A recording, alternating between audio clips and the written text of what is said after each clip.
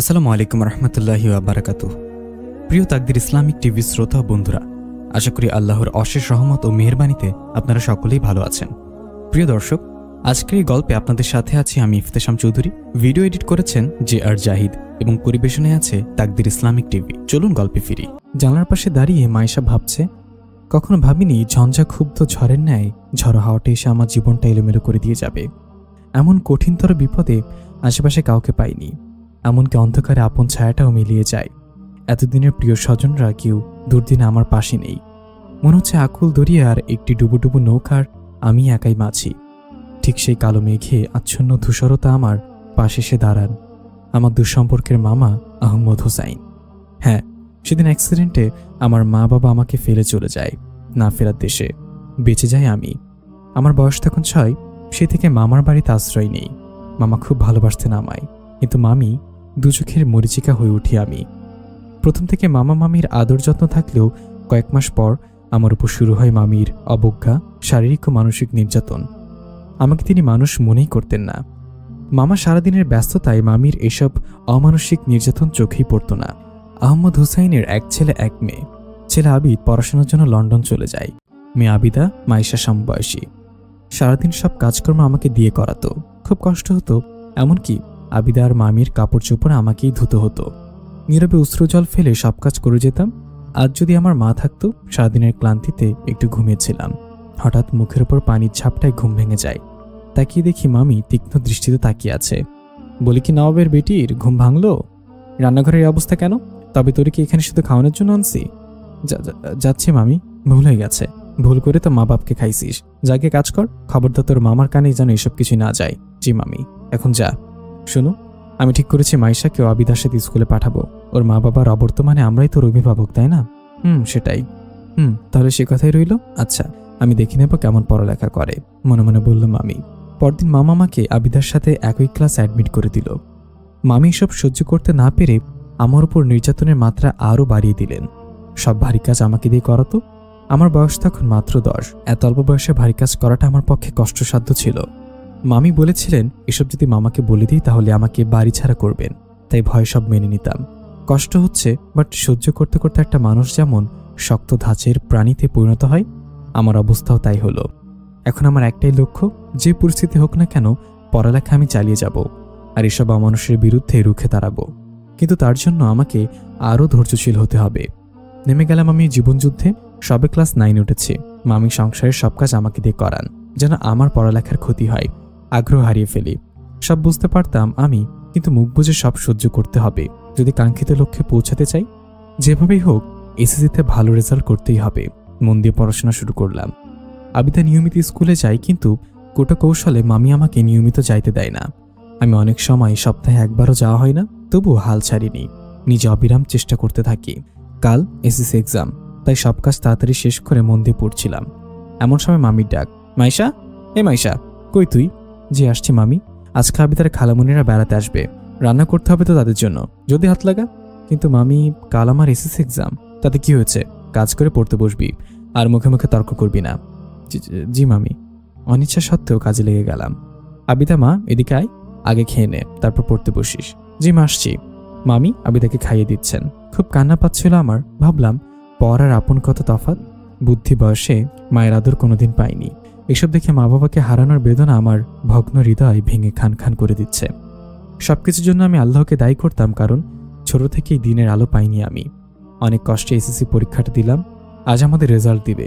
খুব ভয় হচ্ছিল। আবিদার রেজাল্ট চলে আসে। সে পাশ করেছে, তার মা খুব খুশি। কিন্তু আমার রেজাল্ট এখনো আসলো না। মামাকে বললাম হেড স্যারকে বলার জন্য। মামা স্যারকে কল দিলেন। মামার মুখে আমার রেজাল্টের কথা শুনে মনে হলো পায়ের নিচ থেকে মাটি নেই। রেজাল্ট শুনে মনে হচ্ছিল আমি স্বপ্ন দেখছি না তো। হ্যাঁ, আমার ফার্স্ট ক্লাস এসেছে। পুরো জেলায় আমি প্রথম হয়েছি। বাড়ির সবাই, এমনকি স্কুলের শিক্ষকদের বিশ্বাস করতে কষ্ট হচ্ছিল, কারণ আমি ছিলাম অনিয়মিত স্টুডেন্ট। এদিকে মামি আর আবিদা রাগে সেখান থেকে চলে যান। মামা খুব খুশি হয়েছেন। মামা দুজনকে চট্টগ্রাম কলেজে অ্যাডমিট করে দেন। সবকিছু ভালোই হচ্ছিল। আজ কলেজের প্রথম দিন।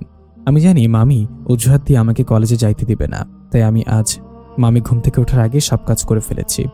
সব শেষে কলেজে যাওয়ার জন্য রেডি হচ্ছি। এমন সময় মামি এসে কর্কশ কণ্ঠে বললেন, কলেজে যাওয়া হচ্ছে? তুই কলেজে গেলে ঘরের কাজগুলো কে করবে? মামি, আমি সব করে ফেলেছি। মানে? জি মামি, সব শেষ। আচ্ছা ঠিক আছে যা। এই মেয়ে তো আমার চেয়ে চালাক। না না, অন্য পদ্ধতি নিতে হবে, মনে মনে বলল মামি। কলেজের প্রথম দিন হওয়াতে খুব সাজগোজ করেছি। আবিদার আমাকে সহ্য না হলেও ও বাধ্য হয়ে আমার সাথে যাইতে হয় প্রতিদিন। বাড়ির গাড়িতে দুজন বের হলাম। ফজরের নামাজ পড়ে কোরআন তেলাওয়াত করে একটু শুয়েছিলাম। কখন যে ঘুমিয়ে গেলাম নিজেও জানেন না। সুমু, এই সুমু, ওঠ মা, কটা বাজে দেখ। প্লিজ আমি আর একটু ঘুমাই। আজ না তোর কলেজের প্রথম দিন, ভুলে গেলি? শুনে তাড়াতাড়ি করে উঠে গেল। আগে বলবে না মাম্মি, আজ কলেজের প্রথম দিন আর আজকে দেরি হয়ে গেল। মধ্যবিত্ত ঘরে জন্ম সুমাইয়ার। বাবা মায়ের একমাত্র মেয়ে, তবে তারা খুব সুখী ফ্যামিলি। তার পরিবার ইসলামিক মাইন্ডের। সেই সুবাদে সুমাইয়া ইসলামিক কালচারে বড় হয়েছে। স্কুল কলেজে পড়লেও তাকে দেখলে মনে হয় মাদ্রাসার ছাত্রী। এই যে মামা যাবেন? কই যাবেন চাচি? কলেজ গেট যাবেন মামা? জি চাচি চলেন। সুমাইয়া বোরকা হিজাব নিকাব হাত পা মোজা পরে গেছে। তা দেখে রিক্সাওয়ালা চাচি বলছে, থাক তাহলে আমার পর্দা সঠিক হয়েছে। রিক্সাতে ওঠার জন্য যাচ্ছিলাম, এমন সময় একটা কারোর সাথে হালকা ধাক্কা খেলাম, কিন্তু তেমন কিছু হয়নি। ভাগ্যিস আয়াতুল কুরসি পরে বাড়ি থেকে বের হয়েছি। এই যে চাচি, দেখে শুনে রাস্তা পার হতে পারেন না? চাচি ডাক শুনে মুচকে এসে বলল, আসলে আপু আমি খেয়াল করি নাই, এখন তো অ্যাক্সিডেন্ট হয়ে যেত, তখন আমাদের দায়ী করতেন। সরি, ভুল হয়ে গেছে। আপনাদের মতো ছোট লোকেরা ভুল করবেন আর কিছু হলে আমাদের উপর চাপিয়ে দিবেন, এসব ছোট লোকদের আমার ভালো করে জানা আছে। বোন, এসব কি বলতেছিস তুই? মানুষের সাথে এসব খারাপ ব্যবহার তোর মানায় না। চাচা আপনি কিছু মনে করবেন না প্লিজ, ওরে আমি মাফ চাইছি। না না ঠিক আছে, আমি কিছু মনে করিনি। আর বোন, আপনাকে বলছি অহংকার করবেন না। আল্লাহ সূরা লুকমানের 18 নম্বর আয়াতে বলেন, অহংকারের বশবর্তী হয়ে তুমি মানুষকে অবজ্ঞা করো না এবং পৃথিবীতে গর্ব ভরে বিচরণ করো না। নিশ্চয় আল্লাহ কোনো অহংকারীকে পছন্দ করে না। মুহাম্মদ সাল্লাল্লাহু আলাইহি ওয়াসাল্লাম বলেছেন, যে ব্যক্তির অন্তরে এক সরিষা দানা পরিমাণ অহংকার থাকবে সে জান্নাতে প্রবেশ করবে না। আল্লাহ আপনাদের উত্তম বিনিময় দান করুন। বলেই চলে গেল। এদিকে আবিদা কিছু বলতে পারেনি বলে রাগে ফুঁসছে। মায়ের খুব ভালো লাগছিল কথাগুলো। তারপর দুজনে কলেজের উদ্দেশ্যে রওনা দিল। কলেজে পৌঁছানোর পর দেখলাম কিছু ছেলে আমাদের দেখে নানা বাজে মন্তব্য করছে। খুব খারাপ লাগছিল আমার কথাগুলো। আবিদা তো রাগে সেখান থেকে উঠে দাঁড়িয়ে আছে, মনে হচ্ছে এখনই কিছু করবে। বোন, এসব ঝামেলায় যাস না, নতুন কলেজ, পরে আবার বিপদে পড়তে পারি। সে আমার কথা মেনে নিল। তারপর দুজনে হাঁটতে থাকি। হঠাৎ দেখলাম সেই মেয়েটা যাকে আমরা রাস্তায় চাচি রেখেছি, ওনাকে আসতে দেখে বখাটে ছেলেগুলো সম্মান করে রাস্তা থেকে সরে দাঁড়ালো। আমি এতটাই বিস্মিত হলাম যে এর কারণ কি না জেনে স্বস্তি পাচ্ছি না। ক্লাসে সবাই নতুন ফ্রেন্ডদের সাথে পরিচিত হচ্ছে, আমার কিছুই ভালো লাগছিল না। মাথায় সেই দৃশ্যটা ঘুরপাক খাচ্ছে। বেঞ্চের এক কোনায় গিয়ে বসে থাকলাম। কিছুক্ষণ দেখি সেই মেয়েটা আমাদের ক্লাসে ঢুকেছে। আবিদা সহ ক্লাসের বেশিরভাগ মেয়ে তাকে নিয়ে হাসাহাসি করছে। কিছু ছেলেও তাতে যোগ দিয়েছে। ও সেকেন্ডের বেঞ্চের একটা মেয়ের পাশে বসলো। এই গায়ে ভূত, তুই আমার পাশে বসবি না। কেন বোন? ক্লাসটা একা তোমার না যে তোমার কথা মানতে হবে? সবার সমান অধিকার আছে। কি বললি তুই? জানিস আমি চাইলে তোর কলেজ আসা বন্ধ করে দিতে পারি। আমাকে চিনিস? তুমি যেই হও না কেন, আল্লাহ ছাড়া কাউকে আমি ভয় পাই না। ঠিক আছে, আমিও দেখে নেব তোকে, বলে হনহন করে ফ্রেন্ডের নিয়ে ক্লাস থেকে বের হয়ে গেল। সে অবাক দৃষ্টিতে সেদিকে তাকিয়ে থাকলো। মুক্তার পরিচয় দেই। মুক্তা হচ্ছে কলেজের বিপির বোন। অত্যাধুনিক ও উচ্ছৃঙ্খল মেয়ে। ক্লাস শুরু হয়ে গেছে। প্রথমে সাহিত্যের একজন শিক্ষক আসলেন। পরিচিত হতে হতে ক্লাস শেষ। দ্বিতীয় ক্লাসে ঠিক এভাবেই হয়ে গেল। চতুর্থ ক্লাস শুরু হওয়ার আগে দেখি মেয়েটা ক্লাস থেকে বেরিয়ে যাচ্ছে। আমি ওই সুযোগ পেয়ে মেয়েটার পিছু নিলাম। দেখি সে একটা খালি ক্লাসে ঢুকে ব্যাগ থেকে জায়নামাজ নিয়ে বোরকা নিকাব সহ নামাজে দাঁড়িয়ে গেছে। এই দৃশ্য দেখে চোখের কোণে পানি চলে এলো। আব্বা আম্মুকে দেখেছি এভাবে নামাজ পড়তে, কিন্তু আমি জীবনে কোনোদিন নামাজ পড়িনি। কেউ কোনোদিন নামাজ পড়তে বলেনি আমাকে। মামার বাড়িতেও কোনোদিন কাউকে নামাজ পড়তে দেখিনি। নামাজ শেষে মেয়েটা আমাকে ডাক দিল, এই যে শুনছেন? জি। আমাকে বলছো? হ্যাঁ তোমাকে। অনেকক্ষণ ধরে ডাকছি, শোনোনি? কি ভাবছো এত? না মানে কিছু না। আমরা কি পরিচিত হতে পারি? জি। আমি সুমাইয়া, তুমি? আমি মাইশা। মাশাআল্লাহ, খুব সুন্দর নাম। বোন, তোমাকে একটা কথা বলতে পারি? জি বলো। বলতে চেয়েছিলাম নামাজের ব্যাপারে। নামাজ জানি না বলে মান সম্মান থাকবে না, তাই প্রসঙ্গ পাল্টে বললাম, তুমি যে গরমে সারাদিন বোরকা নিকাব পরে আছো, তোমার কি গরম লাগে না? না আপু, বরং আমার এইভাবে শান্তি লাগে। আমার ছোটবেলার কথা একটু একটু মনে আছে। আমার আম্মু তো এরকম পর্দা করতেন, কোনো পরপুরুষের সামনে যেতেন না। না না, আমাকে মেন কারণটা তো জানতে হবে। বোন, আমাকে একটা ব্যাপার একটু খুলে বলবে? এভাবে পর্দা কেন করতে হয়? আর মামি বলেছিল বোরকা বিয়ের পর পরে, তা হাত মুখ ঢাকতে হয় না। বলতে গেলে তো আমাদের ক্লাস মিস করতে হবে, তুমি যদি রাজি থাকো। জি, এমনিতে ক্লাস হচ্ছে না, আজ আর ক্লাস করব না। ঠিক আছে, তাহলে মন দিয়ে শোনো। দিন সম্পর্কে অঙ্গ থাকার কারণে তোমার মামি এই কথাটা বলেছে। কিশোর বয়স থেকে আল্লাহ তোমার উপর পর্দা ফরজ করেছেন। মুখ খোলা রাখা জায়েজ নাই। একটু চিন্তা করলে বুঝতে পারবা, মুখ হচ্ছে প্রধান আকৃষ্ট বসতে, যা দেখে সৃষ্টি হচ্ছে বেশিরভাগ ফিতনা। তোমাকে কোরআনের কিছু দলিল বলছি। হে নবী, আপনি আপনার পত্নীগণকে, কন্যাগণকে এবং মুমিনগণের স্ত্রীগণকে বলুন তারা যেন তাদের চাদরের কিয়দাংশ নিজের উপর টেনে দেয়, এতে তাদের চেনা সহজ হবে, ফলে তাদের উত্ত্যক্ত করা হবে না। আল্লাহ ক্ষমাশীল, পরম দয়ালু। এ আয়াতে স্পষ্টভাবে চেহারার পর্দার কথা বলা হয়েছে। চাদরের কিয়দাংশ নিজের উপর টেনে দেয় বাক্যটি প্রমাণ করে এখানে গায়ের চাদরের কিছু অংশ মুখের উপর টেনে দেওয়ার কথা বলা হয়েছে। কোরআনের দ্বিতীয় দলিল, তারা যেন যা সাধারণত প্রকাশ্যমান তা ব্যতীত তাদের সৌন্দর্য প্রকাশ না করে। এই আয়াতটি ভুল ব্যাখ্যা করে অনেকে মুখ খোলা রাখার ব্যাপারে যুক্তি দেখান, কারণ এখানে বলা হয়েছে যা সাধারণত প্রকাশ্যমান, সুতরাং তারা চেহারাকে প্রকাশ্য বস্তু ধরে নিয়েছে। অথচ যা দৃশ্যতে প্রকাশ্যমান বলতে নারীর দৈর্ঘ্য ও খর্বতা, কৃষ্ণতা ও স্থূলতা, বাতাসের দোলে বোরকার নিচের পোশাক বা দেহের কোনো অংশ দেখা যাওয়াকে বোঝানো হয়েছে। অর্থাৎ নারীর সৌন্দর্যের কোনো কিছু অনিচ্ছায় প্রকাশিত হওয়ার বিষয়টি পর্দার হুকুম থেকে বিয়োজ্য। সেজন্য উক্ত আয়াত আল্লাহ নারী নিজে যা প্রকাশ করে কথাটি বলেননি, বলেছেন যে সৌন্দর্য নারীর স্বেচ্ছা সম্পাদন ব্যতীত এমনিতেই প্রকাশিত হয়ে যায়। সুতরাং হাত, মুখ, পায়েগুলোতে পর্দার অন্তর্ভুক্ত। কোরআন থেকে তৃতীয় দলিল, আল্লাহ ইরশাদ করেন, মুমিনদের বলুন তারা যেন তাদের দৃষ্টিকে নত রাখে এবং লজ্জাস্থানের হেফাজত করে, এতে তাদের জন্য খুব পবিত্রতা আছে। নিশ্চয়ই তারা যা করে আল্লাহ তা অবহিত আছেন। প্রতিটি বিবেকবান ব্যক্তি বুঝবে এই আয়াতে কি বোঝানো হয়েছে। নারীর চেহারা পর্দামুক্ত রাখার অর্থই হলো তারা যেন পুরুষদেরকে তাদের দেখার প্রতি আমন্ত্রণ জানাচ্ছে। কোরআন থেকে চতুর্থ দলিল, এই আয়াতের পরবর্তী আয়াতে কি বলা হয়েছে মেলানোর চেষ্টা করুন। ইমানদার নারীদের বলুন তারা যেন তাদের দৃষ্টিকে নত রাখে এবং তাদের লজ্জাস্থানের হেফাজত করে এবং সৌন্দর্য প্রকাশ না করে। প্রথমে পুরুষদের দৃষ্টি নত রাখতে বলা হয়েছে, পরবর্তীতে আয়াতে নারীর সৌন্দর্য প্রদর্শন করতে নিষেধ করা হয়েছে। মানে কি দাঁড়ালো? তুমি সৌন্দর্য প্রদর্শন করলে পুরুষরা তাকাবেই, তাই নারীর পর্দা পুরুষদেরকে তাদের দৃষ্টি অবনত রাখতে সাহায্য করবে। কোরআন থেকে পঞ্চম দলিল, দেখো কোরআন আমাদের জন্য কি সুন্দর পবিত্রতা বর্ণনা করেছে। তারা যেন তাদের গোপন সাজসজ্জা প্রকাশের জন্য জোরে পদচারণ না করে। নারীর জন্য পায়েল বা নুপুরের শব্দ নিয়ে ঘর থেকে বের হওয়া হারাম। নুপুরের রিনিচিনি শব্দ পুরুষের মনে ফিতনার উদ্বেগ ঘটাতে পারে। নারীর জন্য যেহেতু শব্দ তোলে এমন কিছু পরিধান করার বৈধতাটুকুও নেই, তাহলে চেহারা খোলা রাখা বৈধ হয় কিভাবে? কোরআন থেকে ষষ্ঠ দলিল, আল্লাহ ইরশাদ করেন, তোমার গৃহাভ্যন্তরে অবস্থান করবে, মূর্খতা যুগের অনুরূপ নিজেদেরকে প্রদর্শন করবে না। যদিও জাহিলি যুগের নারীরা অধুনা বিশ্বের নারীদের মতো বাহু, কাঁধ, বক্ষ, পিঠ, উরু উন্মুক্ত করে চলত না, তারা কেবল চেহারা খোলা রাখত, বড়জোর চুল বের করে চলত।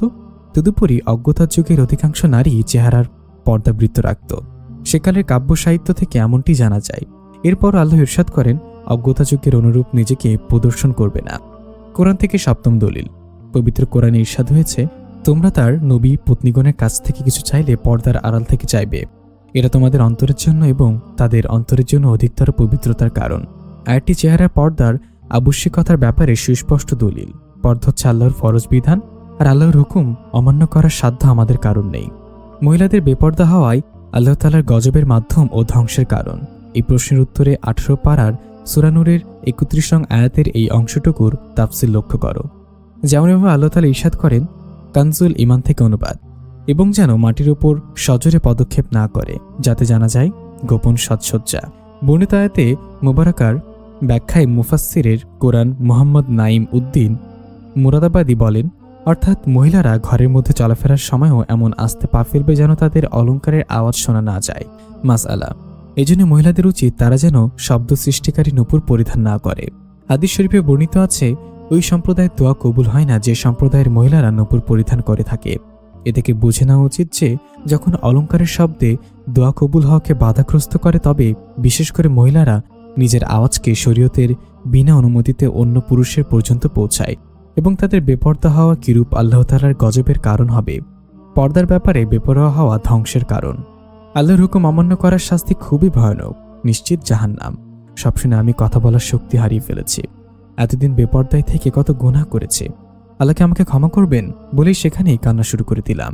আরে পাগল মেয়ে, কান্না করিও না, আল্লাহর কাছে তওবা করো, আল্লাহ ক্ষমাশীল ও পরম দয়ালু। আল্লাহ তওবাকারীদের খুব ভালোবাসেন। এখনো সময় আছে, তওবা করে সঠিক পথে ফিরে এসো। পারবে না? জি পারবো। এইভাবে না, বলো ইনশাল্লাহ পারবো। জি ইনশাল্লাহ। তারপর থেকে শুরু হলো আমার প্র্যাকটিস ইন মুসলিম হবার লড়াই। কলেজ ছুটির পর বাড়িতে গেলাম, মামাকে বললাম, মামা আমাকে একটা বোরকা কিনে দাও না। মামা হকচকিয়ে বললেন, পাগল হয়ে গেছিস নাকি, এত তাড়াতাড়ি বোরকা পরতে হবে না। মামা তো পর্দার মতো ফরজ কাজটা সম্পর্কে গাফেল। মামাকে বললাম সুমাইয়ার বলা সব কথাগুলো। মামা আমি কোনোদিন তোমার কাছে কোনো আবদার করিনি, এই আবদারটা রাখো না প্লিজ। সব শুনে মামা কি বুঝলেন জানি না, বললেন আজকেই তোর জন্য বোরকা নিয়ে আসবো। শুনে আমার এত খুশি লাগলো, এ বাড়িতে আসার পর থেকে এতটা খুশি আমি হইনি। রাতে যখন ঘুমাতে গেলাম তখন দেখলাম টেবিলের উপর শপিং ব্যাগ, খুলে দেখলাম বোরকা, হিজাব, নিকাব, হাত পা মোজা সব আছে। জানি মামা রেখে গিয়েছিলেন। অনেকদিন পর পরম তৃপ্তিতে ঘুমালাম, নতুন ভোরের সোনারাঙ্গা রোদের অপেক্ষায়। সকালে মামির ঘুম থেকে ওঠার আগে আমি সব কাজ করে ফেলি। বোরকা হিজাব পরে রেডি হয়ে আবিদাকে কলেজে যাওয়ার জন্য ডাকতে গেলাম তার রুমে। আদিবা, আদিবা হয়েছে তোর? জি হয়েছে বলে আমার দিকে তাকাতে হা হয়ে গেল। কি হয়েছে? এভাবে কি দেখছিস? তুই এভাবে আমার সাথে গেলে আমার মান সম্মান বলতে কিচ্ছু থাকবে না। এভাবে আনকালচার্ড হয়ে কলেজে আমার আশেপাশেও আসবি না, কেউ যেন জানতে না পারে তুই আমার বোন, বলে আগে হনহন করে বেরিয়ে গেল। এসব শুনে খুব কষ্ট হচ্ছিল। আল্লাহ, ঘরের মানুষ যদি এমন করে বাইরের মানুষ কি করবে? আমি কি ধৈর্য ধরতে পারবো? মামা কলেজ গেট যাবেন? জি খালা চলেন। খালা ডাক শুনে হাঁটতে লাগলাম। অন্যান্য দিন রাস্তার লোকজন খারাপ নজরে আমার দিকে তাকাতো, কিন্তু আজ তারা আমার দিকে ফিরেও তাকাচ্ছে না। দেখে খুব ভালো লাগছিল, কেমন যেন শান্তি শান্তি লাগছিল। কলেজে ঢুকে দেখলাম কাল যেসব ছেলেরা আমাকে উত্ত্যক্ত করেছে, আজকে তারা আমাকে সম্মান করে রাস্তা থেকে সরে গিয়ে জায়গা করে দিছে। তা দেখে আল্লাহর শুকরিয়া আদায় করলাম। হ্যাঁ সুমাইয়া, আসসালামু আলাইকুম। ওয়ালাইকুম আসসালাম। হঠাৎ সালাম কেন? কেন মুসলমান আরেক মুসলমানের সাথে দেখা হলে সালাম দিতে হয়? হাই হ্যালো এসব বেধর্মীদের কালচার। মানে কেউ তো এভাবে কোনোদিন বলেনি। আর তোমার সালামের উত্তরটা সঠিক হয়নি। ওয়ালাইকুম সালাম এটা সঠিক নয়, বলতে হবে ওয়ালাইকুম আসসালাম। এখনো ক্লাস শুরু হতে অনেক সময় আছে, চলো পুকুর পাড়ে গিয়ে বসি, তারপর বলছি। চলো। এই কলেজের পুকুর পাড়ের দৃশ্যটা খুব সুন্দর। চারিদিকে গাছগাছালি, পাশাপাশি নানা রকমের ফুলের বাগান, পাকপাখালির গান, পুকুরের মধ্যে পদ্ম ফুল, সব মিলে খুব সুন্দর পরিবেশ, মন ছুঁয়ে যায়। দুজন গিয়ে ফুলের বাগানে ঘাসের উপর বসলাম। তারপর বলো। শোনো, সালাম দেওয়াটা সুন্নত, উত্তর দেওয়াটা ওয়াজিব, এবং সালামের ভুল উচ্চারণের অর্থ পরিবর্তন হয়ে যায়, যার দ্বারা সওয়াবের পরিবর্তে গুনাহ হতে পারে। প্রচলিত সালামের কিছু ভুল নিচে বর্ণনা করা হলো। 1 সালাম আলাইকুম, 2 আসসালাম আলাইকুম, 3 আসসালাম আলাইকুম, 4 আসসালাম। সালামের কিছু প্রচলিত ভুল উত্তর: 1 ওয়ালাইকুম সালাম, 2 ইয়ালাইকুম সালাম, 3 ওয়া আলাইকুম সালাম, 4 আলাই সালাম। উত্তরে আরও ভুল আছে। সমাজে ভুল তো আছেই, সামনে পড়লে বলে দিই বেশিরভাগ মানুষই সালাম ভুল উত্তর দেয়, উত্তরে ভুল দেয়। বড় আফসোসের বিষয়, মুসলমান হয়ে সাধারণ একটা সহজ সালাম মানুষ পারে না, অথচ দিনদার পরিবারের 2-2.5 বছরের বাচ্চারাও সুন্দর করে সালাম উত্তর দিতে পারে। সালামের সঠিক নিয়ম: আসসালামু আলাইকুম ওয়া রাহমাতুল্লাহ। সালামের উত্তর: ওয়া আলাইকুম আসসালাম ওয়া রাহমাতুল্লাহ। খালি ঘরে প্রবেশ করলে সেখানেও সালাম দিতে হবে, আসসালামু আলাইকুম ইয়া আহলাল বাইত। কারোর মাধ্যমে সালাম পৌঁছালে তার উত্তর বলবে ওয়া আলাইকুম ওয়া আলাইহিমুস সালাম, অথবা বলবে ওয়া আলাইকা ওয়া আলাইহিস সালাম। কোনো মজলিসে মুসলিম অমুসলিম উভয় প্রকার লোক থাকলে মুসলমানদের নিয়তে সালাম দিবে বা এভাবে বলবে আসসালামু আলা মানিত্তাবা আল হুদা। ভুল সালাম দিলে অর্থ পরিবর্তন হয়ে যায়, এতে সওয়াব না হয় বরং গুনাহ হয়। এই সম্পর্কে আমার কিছু জানা ছিল না, ইসলামিক জ্ঞান বলতে কিছুই নেই আমার। জীবনে কত গুনাহ করেছি। এভাবে আপসেট হয় না মাইশা, জানোনি আগে, এখন জানবে। মন খারাপ করবে না, বেশি বেশি ইসলামিক বই পড়বা। তারপর সে আমাকে কিছু বই দিল, জাহান্নামের আযাব, বেনামাজির কবরের শাস্তি, নামাজিক শিক্ষা, মানহা, লাভ ক্যান্ডি। বেলা ফোরাবার আগে মনে মনে ভাবলাম এতগুলো বই একসাথে মনে হয় আগে থেকে ভেবে রেখেছিল আমাকে দেবার জন্য। ধন্যবাদ সুমাইয়া। ধন্যবাদ না, বলো জাযাকিল্লাহ। জাযাকিল্লাহ মানে কি? ধন্যবাদ বলে কোনো সওয়াব হবে না। জাযাকিল্লাহ হচ্ছে একটা দোয়া, যার অর্থ আল্লাহ তোমাকে উত্তম প্রতিদান দিক। এটা বলে সওয়াবও হবে। মাশাআল্লাহ, এভাবে কেউ বলেনি কোনোদিন। তোমার কথাগুলো যত শুনি ততই শুনতে ইচ্ছে করে। ক্লাসের সময় হয়ে গেছে, চলো তো। চলো। তারা জানে না ক্লাসে তাদের জন্য কি বিপদ অপেক্ষা করছে। ক্লাসে দুজন মাঝখানে বেঞ্চে একসাথে বসলাম। কিছুক্ষণ পর বায়োলজি বিভাগের একটা ম্যাম আসলেন। প্রথম দিন ওনাকে দেখিনি, একে একে সবার সাথে পরিচিত হচ্ছেন। আমাদের বেঞ্চে এসে তিনি তীক্ষ্ণ দৃষ্টিতে কিছুক্ষণ তাকালেন। আমার ক্লাস যদি করতে হয় হাত মুখ খুলতে হবে, কালো ভূত সাজা দরকার হলে ঘরে বসে থাকো না কেন? ম্যাম, পর্দা তো আল্লাহর ফরজ বিধান, কিন্তু আপনি। তার কথা থামিয়ে ধমক দিয়ে বললেন, মুখ খোলা রাখলে কি ছেলেরা তোমাকে কিস করবে? মুখ দেখানো যায় যাচ্ছে। আর শোনো, মনের পর্দা আসল পর্দা, মন ঠিক থাকলে সব ঠিক থাকবে। আর এভাবে ভূত সেজে আমার ক্লাসে আসবে না। ম্যামের কথা শুনে ক্লাসের সবাই তাচ্ছিল্য করে হেসে উঠল। ম্যাম, আমিও একমত আপনার সাথে, মনের পর্দায় আসল পর্দা। কি দরকার জামা কাপড় পরার? উলঙ্গ হয়ে চললেই তো হয়। সরি ম্যাম, এই বিষয়ে আপনার কথা শুনতে বাধ্য নই। কি বললি? আমার সাথে তর্ক করে আবার আমার কথার অবাধ্য হচ্ছিস? রাগে গর্জে উঠলেন তিনি। ম্যামের সম্পর্কে বলি, উনি হচ্ছেন বর্তমান আইসিটি মন্ত্রীর ভাইয়ের স্ত্রী। সেজন্য কলেজে ওনার অনেক ক্ষমতা, তাই ওনার কথার উপর স্বয়ং প্রিন্সিপাল স্যারও কথা বলেন না। আর সেখানে সামান্য একজন স্টুডেন্ট তার সাথে তর্ক করছে, সেজন্য তিনি রেগে যান। বর্তমানে দেশের সবকিছু একই রকম। কেউ একজন নেতৃত্ব পেলে তার ৩৬ গোষ্ঠী ক্ষমতার দাপট দেখিয়ে বেড়ায়।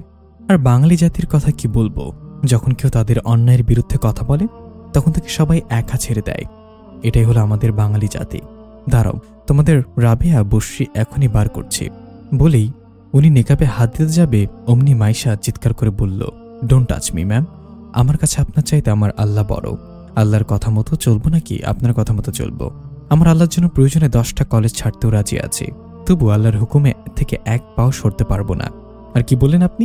মনের পর্দা আসল পর্দা না? তাহলে ম্যাম কোনোদিন রান্না করিয়েন না, কেননা মনের খাওয়া বড় খাওয়া। গোসল করিয়েন না, মনের গোসল বড় গোসল। ঘুমায়েন না, মনের ঘুম বড় ঘুম। বাড়ি যাওয়ার কি দরকার আছে অযথা? মনের যাওয়াই তো বড় যাওয়া। সাবধান, কোনো কাজ করিয়েন না, মনের কাজই তো আসল কাজ। যুক্তি যেটা বলে সেটা বললাম। শুনেন ম্যাম, ক্ষমতার দাপট দেখিয়ে হয়তো কলেজ থেকে বার করতে পারবেন, কিন্তু আল্লাহর পথ থেকে সরাতে পারবেন না। তারপর কোরআনের পর্দার দলিল যেগুলো সুমাইয়া বলেছিল সেগুলো বললাম। ম্যাম, আল্লাহকে ভয় করুন, বেপরদার শাস্তি খুবই ভয়ানক। হযরত সাইয়্যিদুনা ইমাম আহমদ ইবনে মক্কি শাফিঈ বলেন, মিরাজের রাতে প্রিয়নবী হযরত মুহাম্মদ সাল্লাল্লাহু আলাইহি ওয়াসাল্লাম যে সমস্ত মহিলাদের শাস্তির ভয়ানক দৃশ্য দেখেছেন, তাদের মধ্যে একরকম একটা শাস্তি ছিল যে এক মহিলাকে চুলের সাথে ঝুলিয়ে রাখা হয়েছে আর তার মগজ উত্তপ্ত হচ্ছিল। প্রিয়নবী হযরত মুহাম্মদ সাল্লাল্লাহু আলাইহি ওয়াসাল্লামের খিদমতে আরজ করা হলো যে এই মহিলা তার চুল পরপুরুষ থেকে গোপন রাখত না। আল্লাহর কথা আমার আপনার অবাধ্য হওয়ার ক্ষমতা নেই ম্যাম। আপনাদের মতো অনেক শিক্ষক শিক্ষিকার জন্য অনেক পর্দাশীল মেয়েরা আল্লাহর জন্য লেখাপড়া ছেড়েছে, আবার অনেকে পড়ালেখাকে প্রাধান্য দিয়ে শয়তানের ধোকায় পড়ে পর্দা ছেড়েছে। ম্যাম, আপনারা যদি নিজেদের আগে চেঞ্জ না করেন তাহলে ওইভাবে ইসলামের অধঃপতন ঘটতেই থাকবে। আপনারা যদি আল্লাহর পথে থাকেন তাহলে স্টুডেন্টরাও সাহস পাবে। আপনাদের ভয়ে অহরহ স্টুডেন্ট ইসলামিক হুকুম আহকাম মেনে চলছে না। এর জন্যই সৃষ্টি হচ্ছে নির্যাতন, ইফটিজিং সহ নানা রকম বিশৃঙ্খলা। এতক্ষণ পর খেয়াল করলাম ক্লাসে পিনপতন নীরবতা। ম্যাম সহ আর অনেকের চোখে পানি, যা বোঝার বুঝতে পারলাম। ক্লাস শেষে ম্যাম আমাদের তার ডিপার্টমেন্টে যাইতে বললেন। ক্লাস শেষে দুজন বের হলাম। ওনার ডিপার্টমেন্টে গিয়ে দেখি উনি এখনও কান্না করছেন। আমাদের দেখে আমাকে জড়িয়ে ধরে কান্না করে দিলেন। আমি খুব অন্যায় করেছি তোমাদের সাথে, সত্যি। পড়ালেখা সব করলাম, কিন্তু কোনোদিন আল্লাহকে জানার চেষ্টা করিনি। কোনোদিন পর্দা তো দূরের কথা, নামাজটাও পড়লাম না। আল্লাহ কি মাফ করবে আমাকে বলে হামা করে কেঁদে দিলেন। আরে ম্যাম, কান্না করিয়েন না, আল্লাহ তো ক্ষমাশীল। আল্লাহর কাছে তওবা করলে আল্লাহ মাফ করে দিবেন। আল্লাহ তওবাকারীদের খুব ভালোবাসেন। মা, তোমরা আমার চোখ খুলে দিয়েছ। তোমাদের যে কিভাবে কৃতজ্ঞতা আদায় করব ম্যাম, এভাবে বলবেন না। আপনি যে বুঝতে পেরেছেন, আমরা এতেই খুশি, আলহামদুলিল্লাহ। তোমরা আজ থেকে তোমার মায়ের কাছে যেভাবে থাকতে আমার কাছে সেভাবে থাকবে। তোমরা আমার মেয়ের মতো থাকবে। কোনো বিপদে পড়লে আমাকে বলবে, ঠিক আছে? জি ম্যাম, শুক্রিয়া, এখন যাও। আসসালামু আলাইকুম ম্যাম। ওয়ালাইকুম আসসালাম। ক্লাস আসার সাথে সাথে অনেকে মেয়ে আমাদের দুজনকে ঘিরে ধরে। সবার চোখে পানি, সবার পর্দার ব্যাপারটা আরও ভালোভাবে জানতে চাই। সুমাইয়া সবাইকে খুব সুন্দরভাবে বুঝিয়ে দিল। তারা মোট 17 জন ছিল। সেদিন থেকে শপথ নিল জীবনে যাই হোক আল্লাহর অবাধ্য আর হবে না। তবে ক্লাসের বেশিরভাগ স্টুডেন্ট তাদের বিরুদ্ধে উঠে পড়ে লেগেছে। তাদের মধ্যে মুক্তা আর আবিদ অন্যতম। কিন্তু কিছুই করার নাই। আল্লাহ যাদের হেদায়েত না করেন তাদের কেউ হেদায়েতের পথ আনতে পারবে না। হেদায়েতের মালিক তো একমাত্র আল্লাহ। শুনো, আমরা তো অনেকজন হয়েছি। তোমরা যদি চাও, আল্লাহ চাই তো কলেজ ছুটিতে পরে আমরা তালিম করতে পারি। সবাই এক বাক্যে রাজি হয়ে যায়। পরবর্তী ক্লাসগুলোতে কোনো স্যার আমাদেরকে পর্দার ব্যাপারে কিছু বলার সাহস পায়নি, কিন্তু জানতাম না আমরা কোন বিপদের দিকে এগিয়ে যাচ্ছি। কলেজ শেষে আমি আর সুমাইয়া একসাথে বের হই। কলেজে মাত্রই কয়েকদিনে এত কিছু হয়ে যাবে এবং করতে পারবো স্বপ্নেও ভাবিনি। আমার তো এখন স্বপ্ন স্বপ্ন মনে হয়। তোকে যদি ফ্রেন্ড হিসেবে না পাইতাম, হয়তো আল্লাহকে জানতেই পারতাম না। তোকে কৃতজ্ঞতা প্রকাশে কোনো ভাষা নাই আমার। দূর পাগলি, হেদায়েতের মালিক তো একমাত্র আল্লাহ, আমি কেবল উসিলা মাত্র। আল্লাহ সুবহানাহু ওয়া তাআলা পবিত্র কোরআনে সূরা কাসাস এর 56 নম্বর আয়াতে বলেছেন, আপনি যাকে ভালোবাসেন ইচ্ছে করলেই তাকে হেদায়েত করতে পারবেন। তবে আল্লাহ যাকে ইচ্ছে করে হেদায়েত করে থাকেন এবং তিনি হেদায়েতপ্রাপ্ত লোকদের সম্পর্কে জানেন। প্রতিদিন কলেজ ছুটির পর পুকুর পাড়ে ফুলবাগানে সবাই মিলে বসে ইসলামিক আলোচনা করা। এভাবে অনেক সুন্দরভাবে কাটাচ্ছিলাম কলেজ লাইফ। এখন ইবাদত বন্দেগীতে খুব শান্তি খুঁজে পাই। আগে দুনিয়ার পিছে ছুটছিলাম, দুনিয়ার জন্য কিছু করাই ছিল আমার জীবনের মূল লক্ষ্য। এখন বুঝতে পারছি দুনিয়াটা নিছক মরিচিকা ছাড়া কিছুই নয়। তাই আখিরাতের জন্য নিজের জীবনকে সাজাতে শুরু করি। প্রতিদিন 5 ওয়াক্ত নামাজ পড়া, আজানের সুমধুর সুরে ঘুম থেকে ওঠা, কোরআনের সুরে নতুন দিন শুরু করা, এভাবে এক জান্নাতি পরিবেশে নিজেকে গড়ে তুলি। এখন আর মামির ব্যবহারে কষ্ট হয় না। নিজের সর্বোচ্চ দিনে মামির মন জয় করার চেষ্টা করি। কলেজ থেকে এসে বাড়ির সব কাজ করার পাশাপাশি মামা মামির সেবা যত্ন করা। এখন আমার আসল কাজ। মামি অবাক হয়ে যান আমার কার্যকলাপ দেখে। মামিটার কি হলো জানি না, আগের মতো অকারণে বকেন না। হঠাৎ মামির খুব জ্বর হয়। আবিদা মা, আবিদা। আবিদা ফোনে কার সাথে কথা বলছিলেন। ইদানিং আবিদা কলেজে গিয়ে আরও বেশি উচ্ছৃঙ্খল হয়ে গেছে। সারাদিন বাইরে ছেলেদের সাথে ফষ্টি নষ্টি করা, রাতে করে বাড়ি ফেরা তার নিত্যকার অভ্যাস হয়ে গেছে। আর বাড়িতে এসে সারা রাত ফোনে কথা বলা। তখনও সে ফোনে কার সাথে কথা বলছিল তার মায়ের ডাক তার কান অব্দি যায়নি, নতুবা শুনেনি, সাড়া দেয়নি। সেদিন রাতে মামির খুব জ্বর উঠেছিল। এই জ্বর টানা 4 দিন ছিল। সেদিন থেকে রাত জেগে মাথায় জলপট্টি দেয়া, গা মুছে দেয়া, মাথায় পানি দেয়া, খাবার খাইয়ে দেয়া, সব করলাম। মামি চোখ বন্ধ আধা বেহুশের মধ্যেও আমাকে দেখতেন। অতিমাত্রায় জ্বরের প্রলাপ বকতেন মামি। আজ মামি পুরোপুরি সুস্থ। মামি ডাকতে ডাকতে আমার রুমে এলো। তোকে কিছু বলার ছিল। কি বলো মামি? আসলে তোকে না বুঝে অনেক কষ্ট দিয়েছি। মা বাবার আদর কোনোদিনই দেয়নি। সারা জীবন তোকে খারাপ চোখে দেখেছি এবং খারাপ চেয়ে এসেছি তোর। মামিকে থামিয়ে দিয়ে বললাম, এভাবে বলো না প্লিজ। মামি আমার মা বাবার অনুপস্থিতিতে তোমরাই তো আমার মা বাবা। তোমরা না থাকলে হয়তো আমি বাঁচতামই না। আদর শাসনের মাধ্যমে আমাকে বড় করেছ। তোমাদের ঋণ যে কোনোদিনও শোধ করতে পারবো না। তাকিয়ে দেখি মামির চোখে পানি। আজান দিচ্ছে, নামাজে যাচ্ছি। তুমিও যাও বলে চলে গেলাম। হয়তো মামি নিজের ভুল বুঝতে পারছে। নামাজ ঘরে গিয়ে অবাক হয়ে গেলাম, মামিও নামাজ পড়তে আসলো। আমাকে দেখে মুচকে আসলো। নামাজ পড়া শেষে মামি বলল, জানিস বিয়ের পর থেকে আজ প্রথম আমি নামাজ পড়েছি। নামাজ পড়ে এখন খুব ভালো লাগছে। নামাজে যে এত মজা জানতাম না। মামি জানো নামাজ না পড়ার শাস্তি সম্পর্কে? না তো তাহলে শোনো। রাসূল সাল্লাল্লাহু আলাইহি ওয়াসাল্লাম ইরশাদ করেন, যে কেউ ইচ্ছাকৃত নামাজ ছেড়ে দেয় আল্লাহ পাক তার উপর হতে জিম্মাদারি উঠিয়ে নেন। অর্থাৎ যে নামাজ ছেড়ে দিল সে যেন আল্লাহর সাথে সম্পর্ক ছিন্ন করল। আখিরাতে তাদের অনন্তকাল শাস্তি ভোগ করতে হবে। কেউ অস্বীকারপূর্বক নামাজ ছেড়ে দিলে তার ঈমান না থাকার ব্যাপারে কারো কোনো দ্বিমত নেই। কিন্তু যে নামাজ অস্বীকার করে না অথচ যে কোনো কারণেই তা ছেড়ে দেয়, এই শ্রেণীর লোকের ব্যাপারে হুকুম নিম্নরূপ। ইমাম আহমদের মতে প্রকাশ্যে শিরক করা ব্যতীত কেউ ইচ্ছাকৃত নামাজ ছেড়ে দিলেও সে ইসলাম থেকে খারিজ হবে না। ইমাম মোহাম্মদ ইবনে আব্দুল ওয়াহাব রহমতুল্লাহ আলাইহি বলেন, ইচ্ছাকৃত নামাজ ছেড়ে দিলে কারোর ঈমান থাকে না। কারণ মহান আল্লাহ বলেন, যদি তোমরা সীমা লঙ্ঘন করার পর তওবা করো, নামাজ কায়েম করো এবং জাকাত দান করো, তবেই তোমরা দ্বীনের মধ্যে শামিল বলে গণ্য হবে। ইমাম আবু হানিফা রহমতুল্লাহ আলাইহির মতে নামাজ তকরকারী কাফের নয়, ফাসেক বলে গণ্য হবে। কারণ রাসূল সাল্লাল্লাহু আলাইহি ওয়াসাল্লাম ইরশাদ করেন, যে ব্যক্তি মনে প্রাণে বিশ্বাস করবে আল্লাহ ছাড়া কোনো ইলাহ নেই, সে জান্নাতে প্রবেশ করবে। হযরত আবু হুরায়রা রাদিয়াল্লাহু তাআলা আনহু হতে বর্ণিত, তিনি বলেন, রাসূলুল্লাহ সাল্লাল্লাহু আলাইহি ওয়াসাল্লাম ইরশাদ করেছেন, তোমাদের অভিমত কি? যদি তোমাদের কারোর দরজায় একটি পানির নহর থাকে যাতে সে দৈনিক 5 বার গোসল করে, তার শরীরে কি কোনো ময়লা অবশিষ্ট থাকতে পারে? তার সাহাবীগণ উত্তরে বললেন, তার শরীরে কোনো ময়লা থাকতে পারে না। রাসূল সাল্লাল্লাহু আলাইহি ওয়াসাল্লাম বললেন, 5 ওয়াক্ত সালাতের উদাহরণ এরূপই, বিনিময়ে আল্লাহ তাআলা তার অপরাধসমূহ মিটিয়ে দেন। 1 ওয়াক্ত নামাজ না পড়লে 1 খুব্বা জাহান্নামের আগুনে পুড়তে হবে। 1 খুব্বা সমান 2,88,00,000 বছর। হিসাব করো মামিমা, প্রতিদিন কত বছর কইরা দোজকে থাকার টিকিট কাটতেছ। মামি এসব শুনে কান্না করে দিলেন। আমার এত কিছু জানা ছিল না। জীবনে কত ওয়াক্ত নামাজ কাজা করেছে, আল্লাহ কি আমাকে ক্ষমা করবেন? মামিমা, আল্লাহ ক্ষমাশীল। আল্লাহর কাছে তওবা করলে তিনি অবশ্যই ক্ষমা করে দিবেন। তিনি তওবাকারীদের খুব ভালোবাসেন। তুই আমাকে দিনের আলো দেখালি। তুই যদি এসব না বলতি তাহলে আমি বেনামাজি থেকে যেতাম। এভাবে বলবা না। আল্লাহ হিদায়াত দিয়েছেন বলেই তুমি আমার উসিলায় এইসব জানতে পেরেছ। আজ ভীষণ খুশি লাগছে। একজন বেনামাজিকে নামাজি করতে পারলাম, এর চেয়ে বড় প্রাপ্তি কি মনে মনে? আচ্ছা মামি, তুমি পর্দা করা বলতে কি বুঝো? পর্দা বিয়ের পর থেকে বোরকা পরলে হবে, হাত মুখ দেখা যেতে পারে। বাপদাদার আমল থেকে এটা দেখে আসছি। আরে মামি, বাপদাদার দেখানো পথে চলবে নাকি আল্লাহর তার রাসূলের পথে দেখানো পথে চলবে? বাপদাদার মন গড়া বিশ্বাস নিয়ে বসে থাকলে তো হবে না। তারপর সুমাইয়ার বলা পর্দার সেই দলিলগুলো বললাম। পর্দা না করার শাস্তি খুবই ভয়ানক, দুনিয়াতেও আখিরাতেও। এসব বলে চলে আসলাম সেখান থেকে।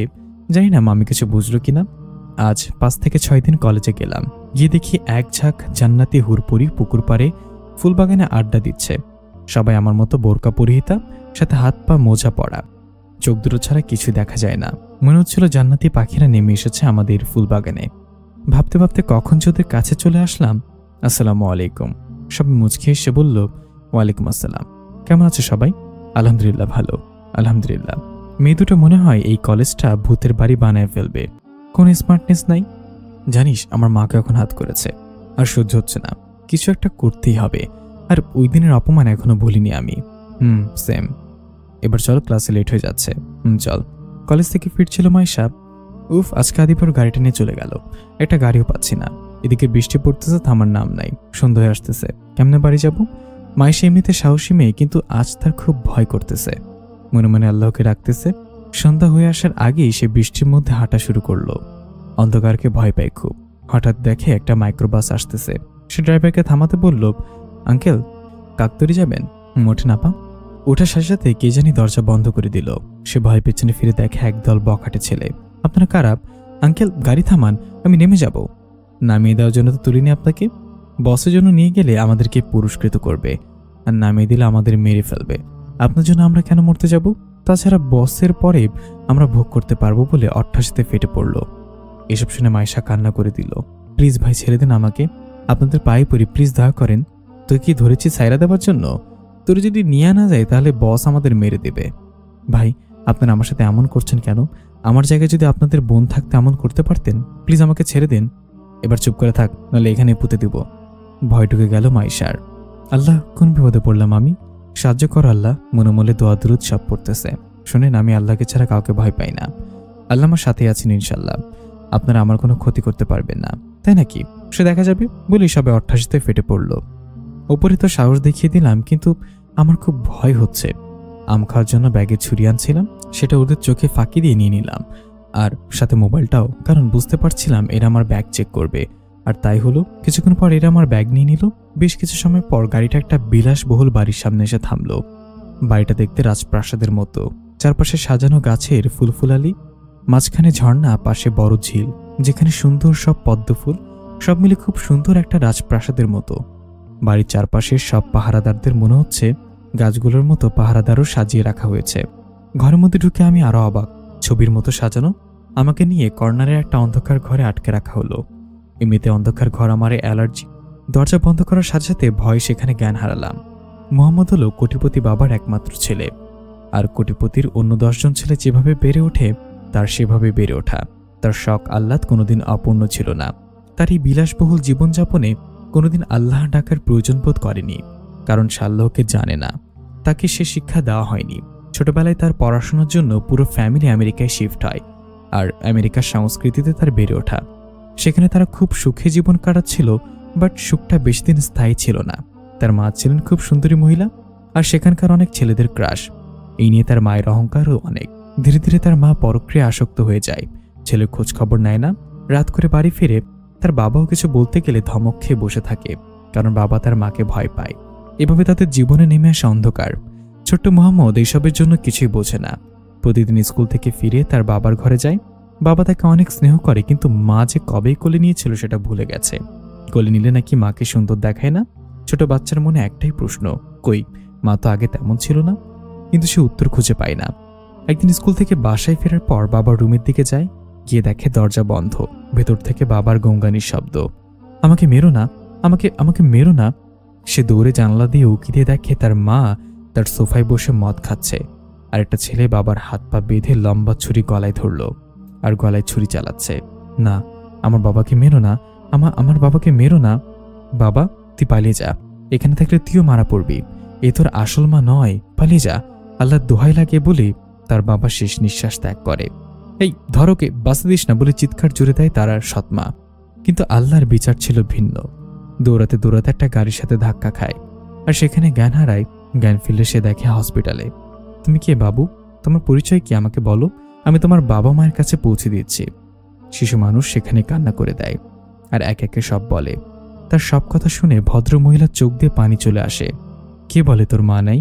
আজ থেকে আমি তোর মা, বলে জড়িয়ে ধরল তাকে। এই প্রথম সে কারোর কোলে শান্তি খুঁজে পেল। ভদ্রমহিলার নাম রূপসা, একজন খ্রিস্টান। স্বামী সন্তান কেউ বেঁচে নেই। মোহাম্মদকে সে মায়ের আদর যত্ন করে বড় করে তোলে। খ্রিস্টান ঘরে বেড়ে ওঠার কারণে নামটা মুসলিমের হলেও সে এখন আল্লাহকে জানে না। পুরনো স্মৃতিগুলো তাকে ভীষণ প্যারা দেয়, আর সে প্রতিশোধ পরায়ণ হয়ে ওঠে। এই পৃথিবীতে সে তার ছোট মা রূপসা ছাড়া কোনো মেয়েকে বিশ্বাস করে না। এখন সে একজন বিখ্যাত বিসিএস ক্যাডার সফল ব্যবসায়ী, তার জীবনের লক্ষ্য একটাই, তার আসল মাকে খুঁজে বের করা আর তার বাবার খুনিকে শাস্তি দেয়া। সে থেকে একটা মিশনে নেমেছে যারা বেশ্যা তাদের কষ্ট দিয়ে মেরে ফেলা। ব্যবসায়িক দিক থেকে সৎ আর নম্র মনের হলেও মেয়েদের জন্য সে কঠোর তীক্ষ্ণ মনের আর প্রতিশোধ পরায়ণ। তার লক্ষ্য পূরণের জন্য এখন তার দেশে আসা। বস, মেয়েটা কিনেছি। মোহাম্মদ এতক্ষণ বারান্দায় বসে পুরনো স্মৃতিচারণ করছিল। মেয়ের কথা শুনে সে আরও রাগ সংবরণ করতে না পেরে পাশের ফুলের টপটা ভেঙে ফেলল। কাল সকালে নিয়ে আসিও। ওকে বস, বলে লোকটা চলে গেল। হ্যালো আরাফ, শুনছিস? বল। আমার ভাইয়ের খুনিকে পেয়েছিস? তাহলে কাজটা করে ফেল। যার জন্য আমার ভাই আত্মহত্যা করলো তাকে বাঁচিয়ে রাখিস না আর। জানি না, এইসব মেয়ে আরও কয়েকজনের জীবনে খেলেছে। ওকে রাখ, বাই বাই। মেয়েটা তো কোনোদিন দিয়ে এমন করেনি। রাত 8টা, এখনো বাসায় ফিরল না। আবিদা, তুইও তো কলেজে গিয়েছিলি, ওকে কলেজে দেখিসনি? মা, আমি কেন ওকে দেখতে যাব? আর আমি কোনোদিন ওর সাথে কথা বলি নাকি? দেখো কে বোরকা পরে উপরে ফেরেস্তা সেজে ভেতরে কোনো ছেলের সাথে ফষ্টি নষ্টি করে বেড়াচ্ছে। মুখ সামলে কথা বল। আর যদি তুই আমার মেয়ে না হতি তাহলে মেরেই ফেলতাম। রাগে গজগজ করে সেখান থেকে চলে গেলেন আহম্মদ। মেয়েটাকে আমি ভালোভাবে চিনি। ওকে কোনোদিন ছেলের সাথে ফ্রেন্ডশিপ তো দূরের কথা, ধারে কাছেও দেখলাম না। আর আজ তুই এই কথা বলছিস? সত্যি কথা বলতো, আসল ব্যাপারটা কি? আবিদা আমতামতা করতেছে। আসলে মা, আমি কিছুই জানি না। মুক্তার কাছে শুনেছি কেন জানি নিজের মেয়েকে সন্দেহ হচ্ছে তার। শোন, আমি যদি জানি ওর নিখোঁজ হওয়ার পেছনে তোর হাত আছে তাহলে তুই কোনোদিন আমার মেয়ে বলে স্বীকৃতি পাবি না, বলে সেখান থেকে চলে আসলেন শাহনাজ। সকালে আজানের মধুর সুরে ঘুম ভাঙে মাইশার। প্রথমে সে ভাবতে থাকে সে কোথায়, পরক্ষণে তার মনে পড়ে যায় সবকিছু। আল্লাহ, কেউ আমাকে দেখে ফেলেনি তো? কিন্তু যেখানে মাথা ঘুরে পড়েছিল সেখান থেকে আলো দেখে বুঝতে পারল এখনো কেউ আসেনি। সাথে সাথে সে আল্লাহকে শুকরিয়া জানালো। অনেক নামাজ কাজা হয়ে গেছে, তাই সে তাড়াতাড়ি দরজা বন্ধ করে ওয়াশরুমে গিয়ে উজু করে নামাজে দাঁড়ালো। আজ আবিদের কথা খুব মনে পড়ছে। আমার জানের জিগার দোস্ত, বাবার পর যাকে খুব বেশি করে আপন করে নিয়েছিলাম, কেন সবসময় আপনজনগুলো আমাকে দূরে ঠেলে দেয়, আমাকে ফেলে অনেক দূরে চলে যায়। আবিদের খুনিকে যখন পেলাম তাকে আমি চরম শাস্তি দেব, ধীরে ধীরে মারবো তাকে, কষ্ট কি জিনিস ষোলো না বুঝিয়ে দেব। এসব ভেবে রাগে ভাঙচুর করতেছে মোহাম্মদ। ভয় লাগতেছে খুব, এরা কি সত্যি মেরে ফেলবে আমাকে? কিন্তু আমি তো কোনো দোষ করিনি, তাহলে আমার সাথে কেন এমন হচ্ছে? না, সাহস হারালে চলবে না। আল্লাহ ভরসা বলে মনকে সান্ত্বনা দিচ্ছি, কিন্তু তারপরও ভয় হচ্ছে খুব। কিছুক্ষণ পর কেউ দরজা ঠেলতেছে। তাড়াতাড়ি জিলবাবটা পরে দরজাটা খুলে দিলাম। এই যে বস বলছে এখন খাওয়ার জন্য। পুরা রুটি আমি খাই না। খালাম্মা আপনাকে এখানে মেহমানদারির জন্য আনা হয়নি, খেয়ে উদ্ধার করুন বলে চলে গেল। কিন্তু এরা তো বলে যান আমার দোষটা কি? আপনি একটা খুনি, আর আপনাকে এখানে খুন করার জন্য আনা হয়েছে। কি খুন? আমি কিচ্ছু করিনি, বিশ্বাস করেন। আপনার আমাকে ছেড়ে দিন প্লিজ। তা বসকে গিয়ে বলেন, আমাকে বলে কোনো লাভ নেই। আমি খুনি, এটা কিভাবে সম্ভব? আমি তো কাউকে খুন করিনি। এটা তো আমার ভাবতেও ভয় লাগছে। আল্লাহ, এই কোন বিপদে পড়লাম আমি? যে করে হোক এখান থেকে আমাকে পালাতেই হবে, কিন্তু কিভাবে পরে ভাবা যাবে। আগে খেয়ে নি, ক্ষুধায় পেটে ইঁদুর দৌড়াচ্ছে। পুরো রুটিটা গফ গফ করে খাওয়া শুরু করলাম। রুটিতে কোনো কেমিক্যাল মিশানো ছিল। খাওয়ার সাথে সাথে আমি সেন্স আসার পর দেখি আমি পুরনো জীর্ণশীর্ণ একটা কুটিরে, একটা খাটে শোয়া অবস্থায়, হাত পা বাঁধা, নড়তে পারছি না। হ্যাঁ আল্লাহ, আমার বোরকা নিকাব কিছুই নাই। এসব দেখে সেখানে কান্না শুরু করলাম। খালা, এর হাত পা খুলে দাও। শব্দ যেদিক থেকে আসছে সেদিকে তাকালাম, দেখে একটা পুরুষ মানুষ। তা দেখে আমার কান্না আরো বেড়ে গেল। কিছুক্ষণ পর একটা মহিলা এসে আমার দিকে রাগির লুকে তাকাচ্ছেন আর হাত পা খুলে দিলেন। উঠে তাড়াতাড়ি ওড়না দিয়ে নিকাব করে ফেললাম। তা দেখি লোকটা তাচ্ছিল্যের সাথে হাসলো। খালাম্মা, খাবার নিয়ে আসো। তারপর দেখি পচা বাসি খাবার, যার গন্ধে আমার বমি বমি অবস্থা। না এগুলো খা। না আমি খাবো না, খা বলছি। তারপর জোর করে মহিলাটা নিকাব খুলে আমাকে ধরে রাখলো আর ওই ব্যাটা খাওয়াই দিল। কয়েক লোকমা খাওয়ার পর রুমের মধ্যে বমি করে দিলাম। 2 দিন ধরে পুরা রুটি আর বাসি খাবার খাওয়ায় আমার শরীরের এত খারাপ অবস্থা যে উঠে দাঁড়ানোর শক্তিটুকু নেই অবশিষ্ট। রুমটা এখনই পরিষ্কার করে দে বলে মহিলা চলে গেল। বিশ্বাস করেন আমি খুনি না, আমি খুন করিনি, প্লিজ ছেড়ে দিন আমায়। খুনিরা কেউ খুন করে বলে না যে আমি খুন করেছি। তোদের মতো মেয়েদের ভালো করে জানা আছে আমার, বলেই চলে গেল মোহাম্মদ। আল্লাহ, এদের কিভাবে যে বুঝে আমি খুনি না। জোরের রক্ত শুরু হয়ে গেল। খালাম্মা প্লিজ দরজাটা খুলেন, প্লিজ খালাম্মা, আল্লাহর ওয়াস্তে দরজাটা খুলেন। নামাজের সময় হয়ে গেছে, নামাজ পড়তে হবে। অনেকক্ষণ দরজা ধাক্কানোর পর দরজাটা খুলল। তার ছেলের সাথে বললেন, একটা খুনির আবার নামাজ? ধোয়া লাগে খালাম্মা, আমি খুন করি না, আমাকে ভুল বুঝছেন সবাই। এভাবে খুনি খুনি করবেন না প্লিজ। খুনিকে খুনি বলবো না তো আদর করব? খুনিরা কখনো খুনি করি বলে না। তোদের মতো নোংরা মেয়েরা সব পারে। এই দেশে তর্ক করতে গেলে নামাজের ওয়াক্ত চলে যাবে। খালাম্মা, ওয়াশরুমটা একটু দেখিয়ে দেবেন প্লিজ। ওই যে বালতিতে পানি আছে, ওখান থেকে উঁচু করে নাও। শুকরিয়া বলে উজু করে নামাজে দাঁড়িয়ে গেলাম। ডুবে গেলাম মহান রবের সান্নিধ্যে। ইয়া রব, জানি না এই কোন পরীক্ষা, আল্লাহ তুমিই জানো সব। নামাজ শেষে কেঁদে কেঁদে রাব্বে কারিমের দরবারে ফারিয়াদ জানাই, হে আরশের অধিপতি, হে আসমান জমিনের বাদশা, তুমি আমার ধৈর্য শক্তিকে আরো বাড়িয়ে দাও। তুমি চাইলে তো সব সম্ভব, তুমি তো রহমানুর রহিম, আমি তো তোমার উপরই ভরসা করি রাব্বুল আলামিন। তোমাকে ডেকে তো কখনোই নিরাশ হইনি আমি, আজও নিরাশ করো না মাবুদ। আমাকে এখান থেকে উদ্ধার করো ইয়া রব। ভয়ে নাকের পানি চোখের পানি এক হয়ে যাচ্ছে, কখন চোখ লেগে গেল জানি না। ঘুম ভাঙল কারোর পানির ছাপটায়, উঠে দেখি ওই খালাম্মাটা। এই যে মেয়ে, নাম কি তোমার? জি মাইশা। যাও রান্নাঘরে কি 2 কাপ চা করে দাও। এদের কথা মেনে চলতে হবে, বিশেষ করে এই মহিলার মন জয় করতে পারলে এখান থেকে বের হওয়ার রাস্তা খুঁজে পাবো, না হলে এই ঘন জঙ্গলের গোলকধাঁধে হারিয়ে যাব। জি যাচ্ছি। গিয়ে দেখি মাটির চুলা। ইয়া আল্লাহ, মাটির চুলে তো কোনোদিন রান্না করিনি, আগুন জ্বালাবো কেমনে সেটা তো জানি না। বিসমিল্লাহ বলে কাজ শুরু করে দিলাম, কিন্তু আধা ঘন্টার মতো চেষ্টা করে পারলাম না আগুন জ্বালাতে। পুরো রুম ধোঁয়াচ্ছন্ন হয়ে গেছে। শেষে অনেকটা কষ্ট করে আগুন জ্বালালাম, এদিকে আমার অবস্থা শেষ, সারা মুখে কাপড়ে কালি। তা দেখো ওই ব্যাটার মহিলাও হাসছে, তাতে আমার কি, হাসুক, আমি আমার কাজ করছি আর সুযোগ খুঁজছি কিভাবে পালানো যায়। রাতের বেলা রুমে ঢোকার পর দরজায় লক করে দেওয়া হলো যাতে পালাতে না পারি। রুমের চারিদিকে দেখছি কেমনে পালানো যায়, কিন্তু কোনো রাস্তা খুঁজে না পেয়ে হতাশ হয়ে জানলা দিয়ে বাইরে তাকিয়ে থাকলাম। চাঁদের আলোতে জঙ্গলটা আরো ভয়ানক লাগছে, মনে হচ্ছে ভূতের বাড়ি। এ রব্বে করিম, প্লিজ কোন একটা রাস্তা খুঁজে দাও আল্লাহ। হঠাৎ লক্ষ্য করলাম জানলাটা গাছের, জানলাটা দিয়ে ওই তো পার হয়ে যেতে পারি। এত সহজে রাস্তা পেয়ে যাবো ভাবিনি। খুশিতে শুকরানা সিজদা দিলাম। খুব ভোরে ঘুম ভেঙে গেল। গুটি গুটি পায়ে জানলা দিয়ে বেরিয়ে পড়লাম। যার সময় পাশের রুম থেকে গুঙ্গানির আওয়াজ শোনা গেল। উকিতে দেখলাম ওই মহিলা গুমরাচ্ছে। কাছে গিয়ে দেখি প্রচন্ড জ্বরে কাঁপছেন। অসুস্থ মানুষটিকে ফেলে যেতে মন আর সাই দিল না, ওনাকে জলপট্টি দিলাম। মহিলাটার জন্য আজ আর যাওয়া হলো না। ঠিক করলাম কাল চলে যাব, আজ না হয় থেকেই যাই। সারাদিন ওনার সেবা যত্ন করলাম। জ্বরের মধ্যে উনি আমাকে কিছু বলতে চাইছিলেন, কিন্তু বলতে পারেননি। রাতের দিকে তিনি সুস্থ হয়ে আসলেন, আমার হাত ধরে অনেক কান্নাকাটি করলেন।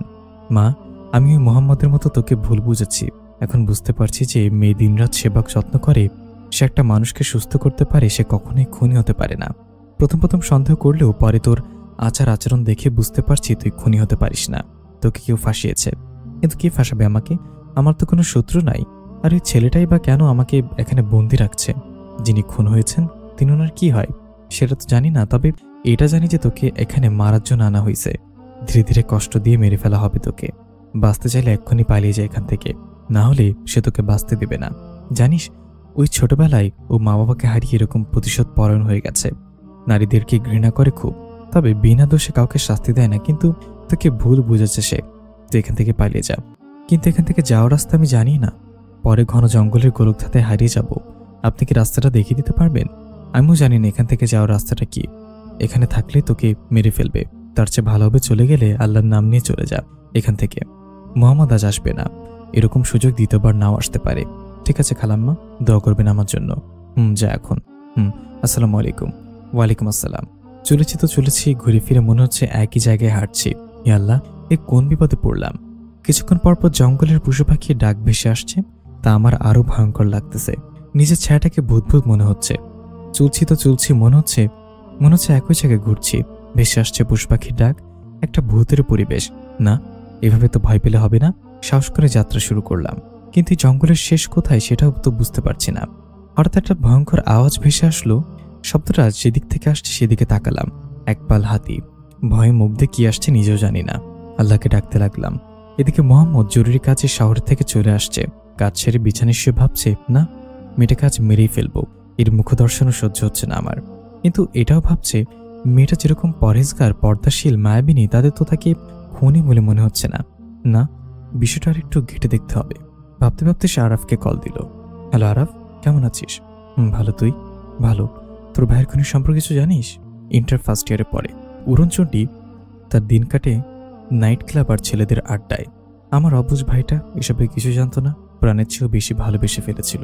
কিন্তু মেয়েটা আমার ভাইয়ের দুর্বলতার সুযোগ নিয়ে সব সম্পত্তি হাতিয়ে নিয়ে চলে যায়। ভাই আমার সহ্য করতে না পেরে সুসাইড করেছে বলে কান্না করতে লাগলো আরাফ। মেয়েটার নাম কি যেন? মাইশারা মুক্তা। হোয়াট? চিৎকার দিয়ে।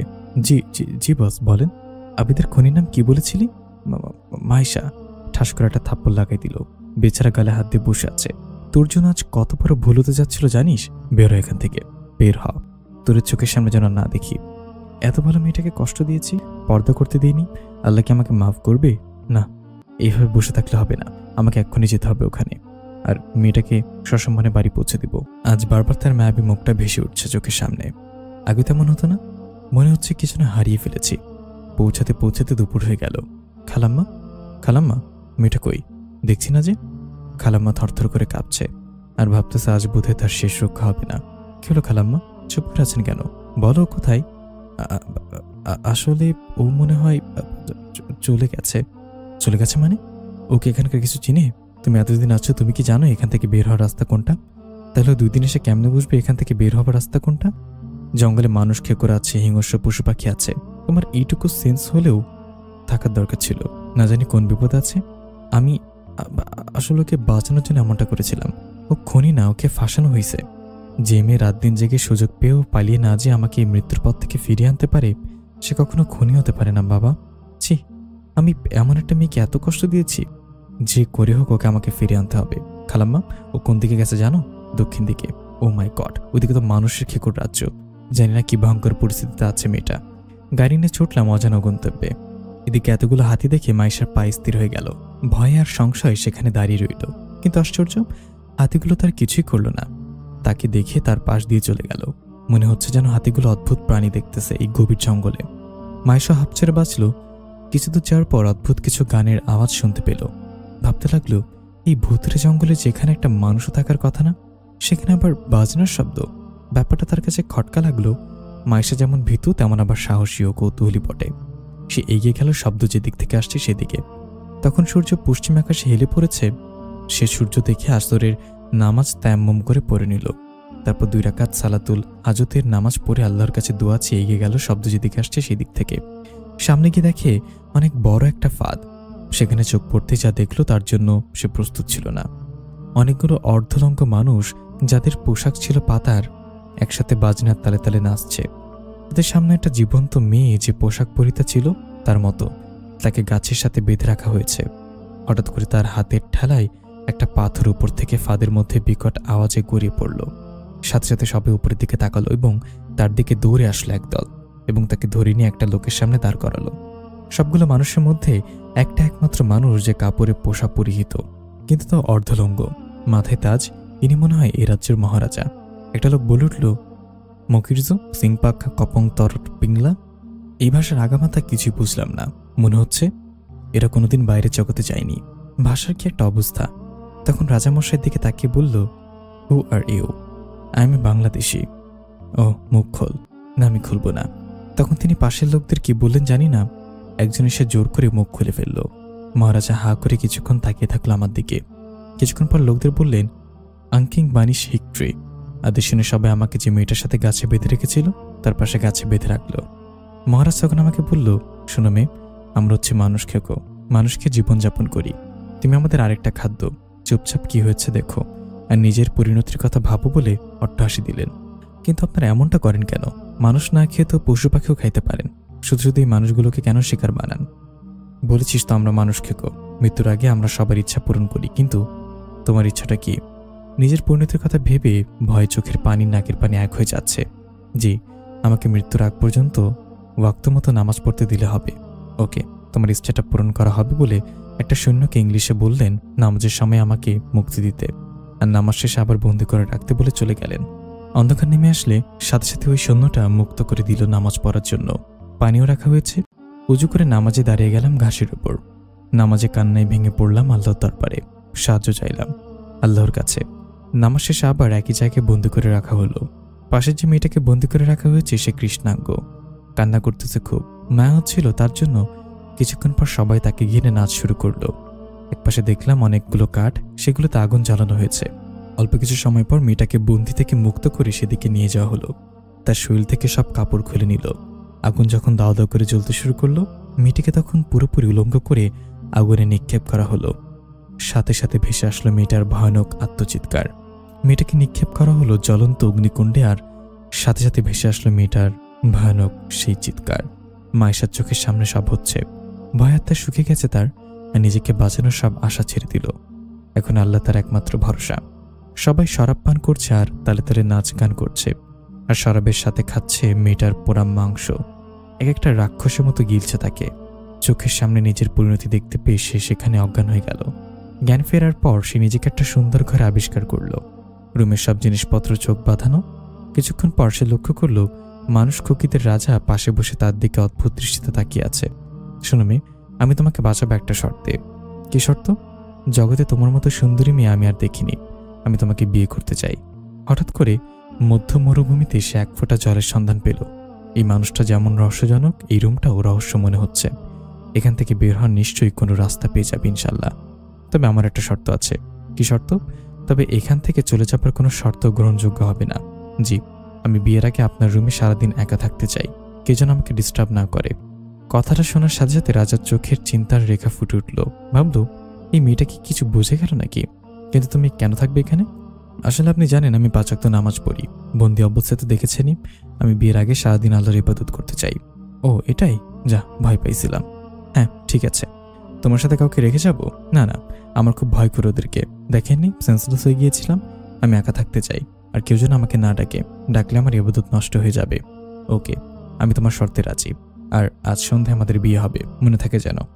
রাজা চলে যাওয়ার পর সে দরজা বন্ধ করে পুরো রুম দেখতে লাগলো। এমন মানুষ খেকোদের রুম এত সুন্দর হয় কেমন করে?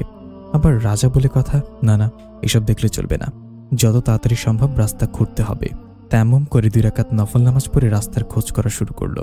কিন্তু বড় রুমে রাস্তা কোনো দিকে বুঝতেও মুশকিল হয়ে গেল। নিশ্চয় কোনো গোপন সুড়ঙ্গ পথ আছে, আর সেটা আমাকে বের করতেই হবে। অনেকক্ষণ খোঁজাখুঁজির পর রাস্তার সন্ধান পেল না। রুম ছোট একটা জানালা রয়েছে, কিন্তু লক করা। জানালার ফাঁকে তাকিয়ে দেখল সূর্যের ডুবোডুবি অবস্থা। একটু একটু অন্ধকার নেমে আসছে। হে আল্লাহ, এখন কি হবে? হে আল্লাহ, যদি এখান থেকে বেরোনোর আর সম্ভব না হয়, কিন্তু চাইলে সব অসম্ভবকে সম্ভব করে দিতে পারো। আল্লাহ রক্ষা করো মাবুদ এই জালিমদের থেকে। খাটের উপর বসে আল্লাহর উপর ভরসা করে হঠাৎ খেয়াল করলো ফ্লোরে অসংখ্য জাজিম বিছানো। তন্মধ্যে একটা সুন্দর জাজিম আছে। সেটা সেটটা তুলে নিল। খেয়াল করলো জাজিমের নিচে একটা দরজা। বিসমিল্লাহ বলে দরজার ধাক্কানোর সাথে সাথে সেটা খুলে গেল।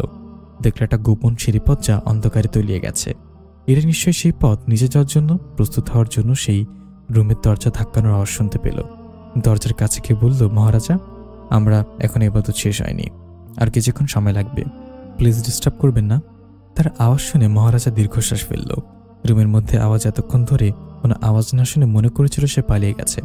খুশি হয়ে সেখান থেকে প্রস্থান করে বিয়ের আয়োজন করতে লাগলো। মাইশা রুম থেকে একটা খঞ্জর আর টর্চ লাইট নিয়ে গোপন সিঁড়িপথে গমন করতে লাগলো। কিন্তু সে নামতে আছে, কিন্তু সিঁড়ি কোথাও ঠেকছে না। কিছুক্ষণ পর পা রাখার হদিস মিলল। লাইট দিয়ে দেখতেছে সিঁড়ির গোড়া থেকে অনেকগুলো আঁকা বাঁকা পথ বেরিয়ে গেছে। সে বিসমিল্লাহ বলে ডান দিকে সুড়ঙ্গ পথে হাঁটতে লাগলো।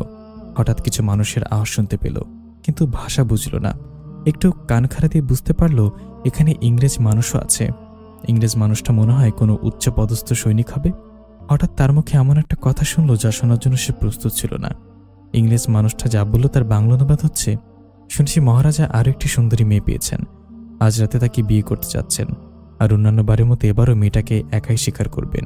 আর আমরা খাই কৃষ্ণাঙ্গদের। এটা কিন্তু রাজা ঠিক করছেন না। তার কথা শুনে মাইশের গলা শুকিয়ে গেল।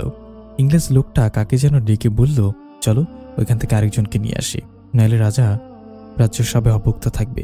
2 জন লোকজন অন্য রাস্তা নিল। মাইশাও তাদের পিছু পিছু গেল। যতই কাছে যাচ্ছে ততই মানুষের আর্তনাদ শুনতে পাচ্ছে। যে করে হোক তাদেরকে বাঁচাতেই হবে, কিন্তু কিভাবে? এরকম একটা ভয়ঙ্কর পরিস্থিতিতে তাতে সবকিছু গুলিয়ে যাচ্ছে। কি করবে মাথায় কিছু আসছে না। অন্ধকারে হাঁটতে হাঁটতে হঠাৎ পাথরের সাথে উষ্টায়া পড়ে গেল। অনেক জোর আওয়াজ হওয়ার কারণে সামনের লোক দুটি শুনতে পেল। তারা তাড়াতাড়ি পেছনে যেতে থাকলো। তাদের মনে হচ্ছিল কেউ তাদের ফলো করছে। এদিকে মাইশা তাদের পেছনে ফিরে আসতে দেখে ভয় পেয়ে গেল। তারা কিছু শুনতে পায়নি তো। সে তাড়াতাড়ি বড় একটা পাথরের পেছনে লুকিয়ে গেল। লোক দুটি কাউকে দেখতে না পেয়ে আবার আগের মতো হাঁটতে লাগলো গন্তব্যের উদ্দেশ্যে। মাইশাও তাদেরকে পিছু নিল। কিছুক্ষণ যাওয়ার পর তারা একটা রুমের মধ্যে ঢুকলো, যেখানে অসহায় মানুষদের বন্দি করে রাখা হয়েছে। কিছু কিছু মানুষকে জ্যান্ত অবস্থায় পেরেক মেরে আটকে রাখা হয়েছে। কাঠের সাথে আবার কাউকে শুলে ঝোলানো হয়েছে। কারো হাত কেটে নেওয়া হয়েছে, কারো পা কেটে নেওয়া হয়েছে। এগুলো সব ছেলে মানুষ, কিন্তু মেয়েদের কোথায় রাখা হলো? রুমের অন্য পাশে চোখ দেওয়ার সাথে সাথে দেখতে পেল এক ঝাঁক মেয়ে সংখ্যায় অগণিত। একটা লোহার অনেক বড় খাঁচায় বন্দি করে রাখা হয়েছে। সবাই কান্না করতেছে যেন একটা মৃত্যুপুরী। এখন সব দেখে মনে হচ্ছে মানুষ শিকারের জন্য ওদের একটা স্পেশাল ফোর্স আছে, লোকটা তো মেয়েদের খাঁচার দিকে গেল, গিয়ে বাঁচতে লাগলো কোন মেয়েটাকে নিবে। দোকানে যেমন মানুষ কোনো জিনিস নেওয়ার সময় ভালোভাবে বেছে নেয়, এখানকার পুরুষেরাটাও সেরকম। তারা একটা মেয়েকে নিল সেখান থেকে। মেয়েটা গুনগুনিয়ে কাঁদছে, কিন্তু নর পিশাচগুলো যে মায়া দেওয়া নেই সেটা নেই জিনিসটা। তারপর ছেলেদের হাত কাটা এক একটাকে ধরে নিয়ে যাচ্ছে। তাদের বের হতে দেখে মাইশা তাড়াতাড়ি অন্ধকারে লুকিয়ে গেল। তারা তাকে পাশ করে যখন চলে যাচ্ছে তখন পিছন থেকে একটা লকের ঘরে খঞ্জর গেঁথে দিল। চিৎকার করার আগেই তার নিঃশ্বাস বেরিয়ে গেল। মাইশা শরীরে তখন রোবোটিক শক্তি। কোথা থেকে সেই শক্তি এলো সে নিজেও জানে না।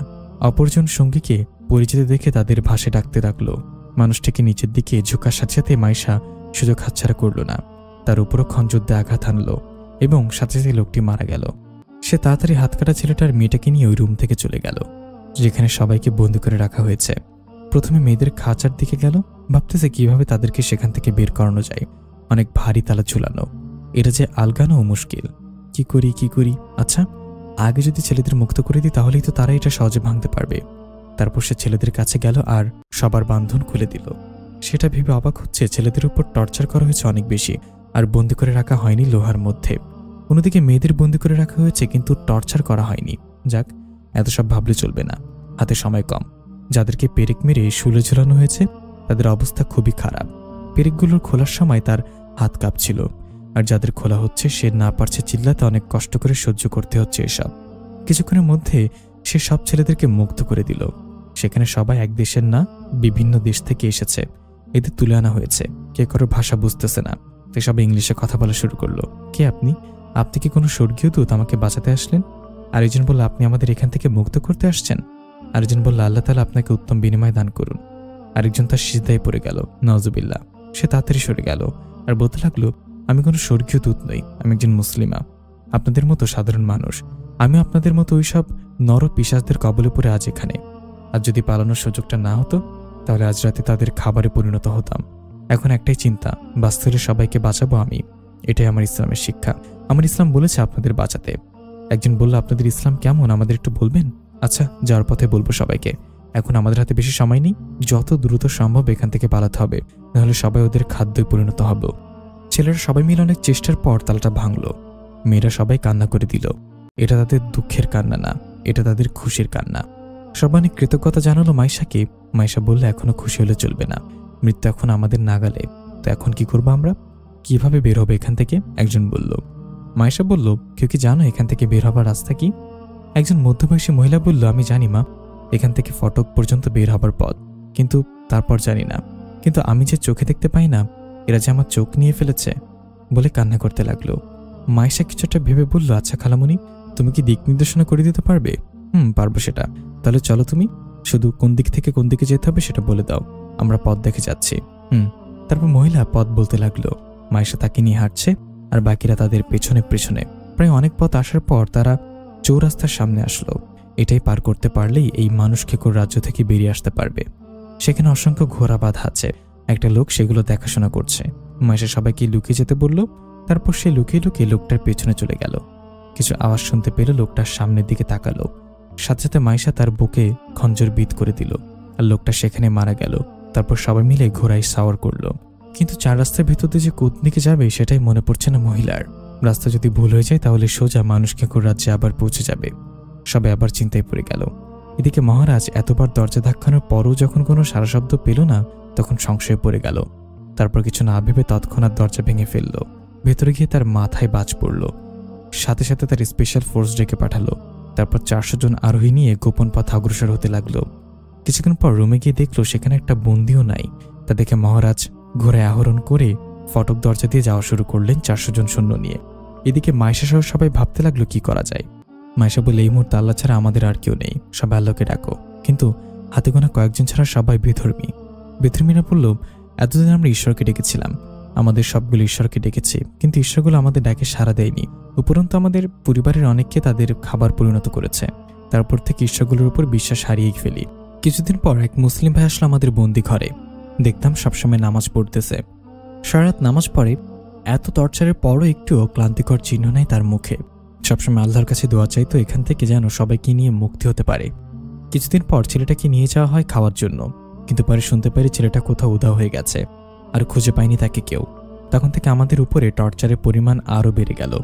আমাদের মনে একটাই বিশ্বাস জন্মেছে যে পৃথিবীতে ইসলাম ছাড়া আর কোনো সত্য ধর্ম নাই, কিন্তু এই ধর্মে শুধু আল্লাহকে জানি আর কিছু জানি না।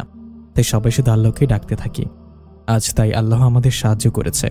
আমরা সবাই মুসলমান হতে চাই, আমাদের সবাইকে মুসলমান বানিয়ে দাও। মায়েশা হাতে সবাই মুসলমান হয়ে গেল। তারা ছিল 40 জনের বেশি, বাকি 7 জন আগে থেকেই মুসলিম ছিল। মায়েশা খুশিতে কান্না করে দিল। এই যে তার তৃপ্তির কান্না। 2 রাকাত নামাজ পড়ে দোয়া চাইল আল্লাহর কাছে। হঠাৎ সবাই অসংখ্য ঘোড়ার পায়ের আওয়াজ শুনতে পেল। বিপদ যে ঘনিয়ে আসছে বুঝতে বেগ পেতে হলো না তাদের। মায়েশা বলল, সবাই ঘোড়ার পিঠে চড়ে বসো আর আমাকে ফলো করো। মায়েশা বিসমিল্লাহ করে একটা পথে নামলো আর সবাই তার পেছন পেছন ঘোড়া ছুটিয়ে এগোতে লাগলো। মায়েশা ঘোড়া ছুটে যেতে লাগলো আর বাকিরা তার পেছন পেছন। যেতে যেতে সন্ধ্যা হয়ে আসছে, কিন্তু পথ আর শেষ হয় না। পেছনে ওইসব নর পিশাচদের দল, তারা আছে শত শত, আর মায়েশার অল্প সংখ্যক, তাই একটুও বিরতি নিল না। চাঁদনি রাতে চলতে লাগলো। সবাই চাঁদের আলোতে। এত সব কিছুর মধ্যেও মায়েশার পর্দার কথা ভুলে যায়নি। মেয়েদেরকে সবসময় নিজের সাথে সাথে রাখছে, কারণ নারী পুরুষ একসাথে থাকলে যে কোনো সময় ফিতনা সৃষ্টি হতে পারে। এদিকে মুহাম্মদের সাথে ঘটে যাচ্ছে আরেক ঘটনা। সে মানুষ খেকোর রাজ্যটা চিনে। এই জঙ্গলের সবকিছু তার জানা আছে। মানুষ খেকোর রাজ্যে পৌঁছানোর জন্য একমাত্র ফটক দরজা ছাড়া বাকি সবকিছু সব দিকে যাওয়ার বিপজ্জনক। তাই সে ফটক দরজা যেদিকে সেদিকে যেতে লাগলো। ফটক দরজায় পৌঁছাতে সন্ধ্যা হয়ে গিয়েছিল। সে দেখতে পেল দানবের আকৃতির 2টা মানুষ পাহারা দিচ্ছে। অন্ধকারে কি করা যায় তা ভাবতে লাগলো, কারণ এদের যদি ধরা দেয় জ্যান্ত খেয়ে ফেলবে। অনেক ভাবনা চিন্তার পর একটা উপায় খুঁজে পেল। এদের মেরে ফেলতে হবে, এটা ছাড়া আর কোনো উপায় নেই সেখানে ঢোকার। কিন্তু এত বড় দানব দুটোর সাথে লড়াই করা অসম্ভব। তাহলে তো আর আশাটাই বোকামি হলো। না, রাত পর্যন্ত দেখি কি করা যায়। অনেক গভীর রাত, জঙ্গল থেকে ভেসে আসছে ভয়ঙ্কর শব্দ। হঠাৎ তার ঘুম ভেঙে গেল। কখন যে ঘুমিয়ে গেছে নিজেও জানে না। দ্রুত সে ফটকের দিকে তাকালো, দেখল দানব দুটো নিশ্চিন্তে ঘুমাচ্ছে। এটাই মহেন্দ্রক্ষণ। এই সুযোগ হারালে আর সে এখান থেকে বেঁচে ফিরতে পারবে না। সে পা টিপে টিপে গাড়ির কাছে গেল আর পিস্তলটা নিয়ে সতর্কতার সাথে তাদের নিকট পৌঁছালো এবং সহজেই ঘুমন্ত দানব দুটোকে মেরে ফেলল। তারপর তাদের কাছ থেকে চাবি নিয়ে ভাবতে লাগলো এখন দরজাটি খুলবে কি খুলবে না। হঠাৎ দেখতে পেল দরজাটা অনেক জোরে ধাক্কানো হচ্ছে।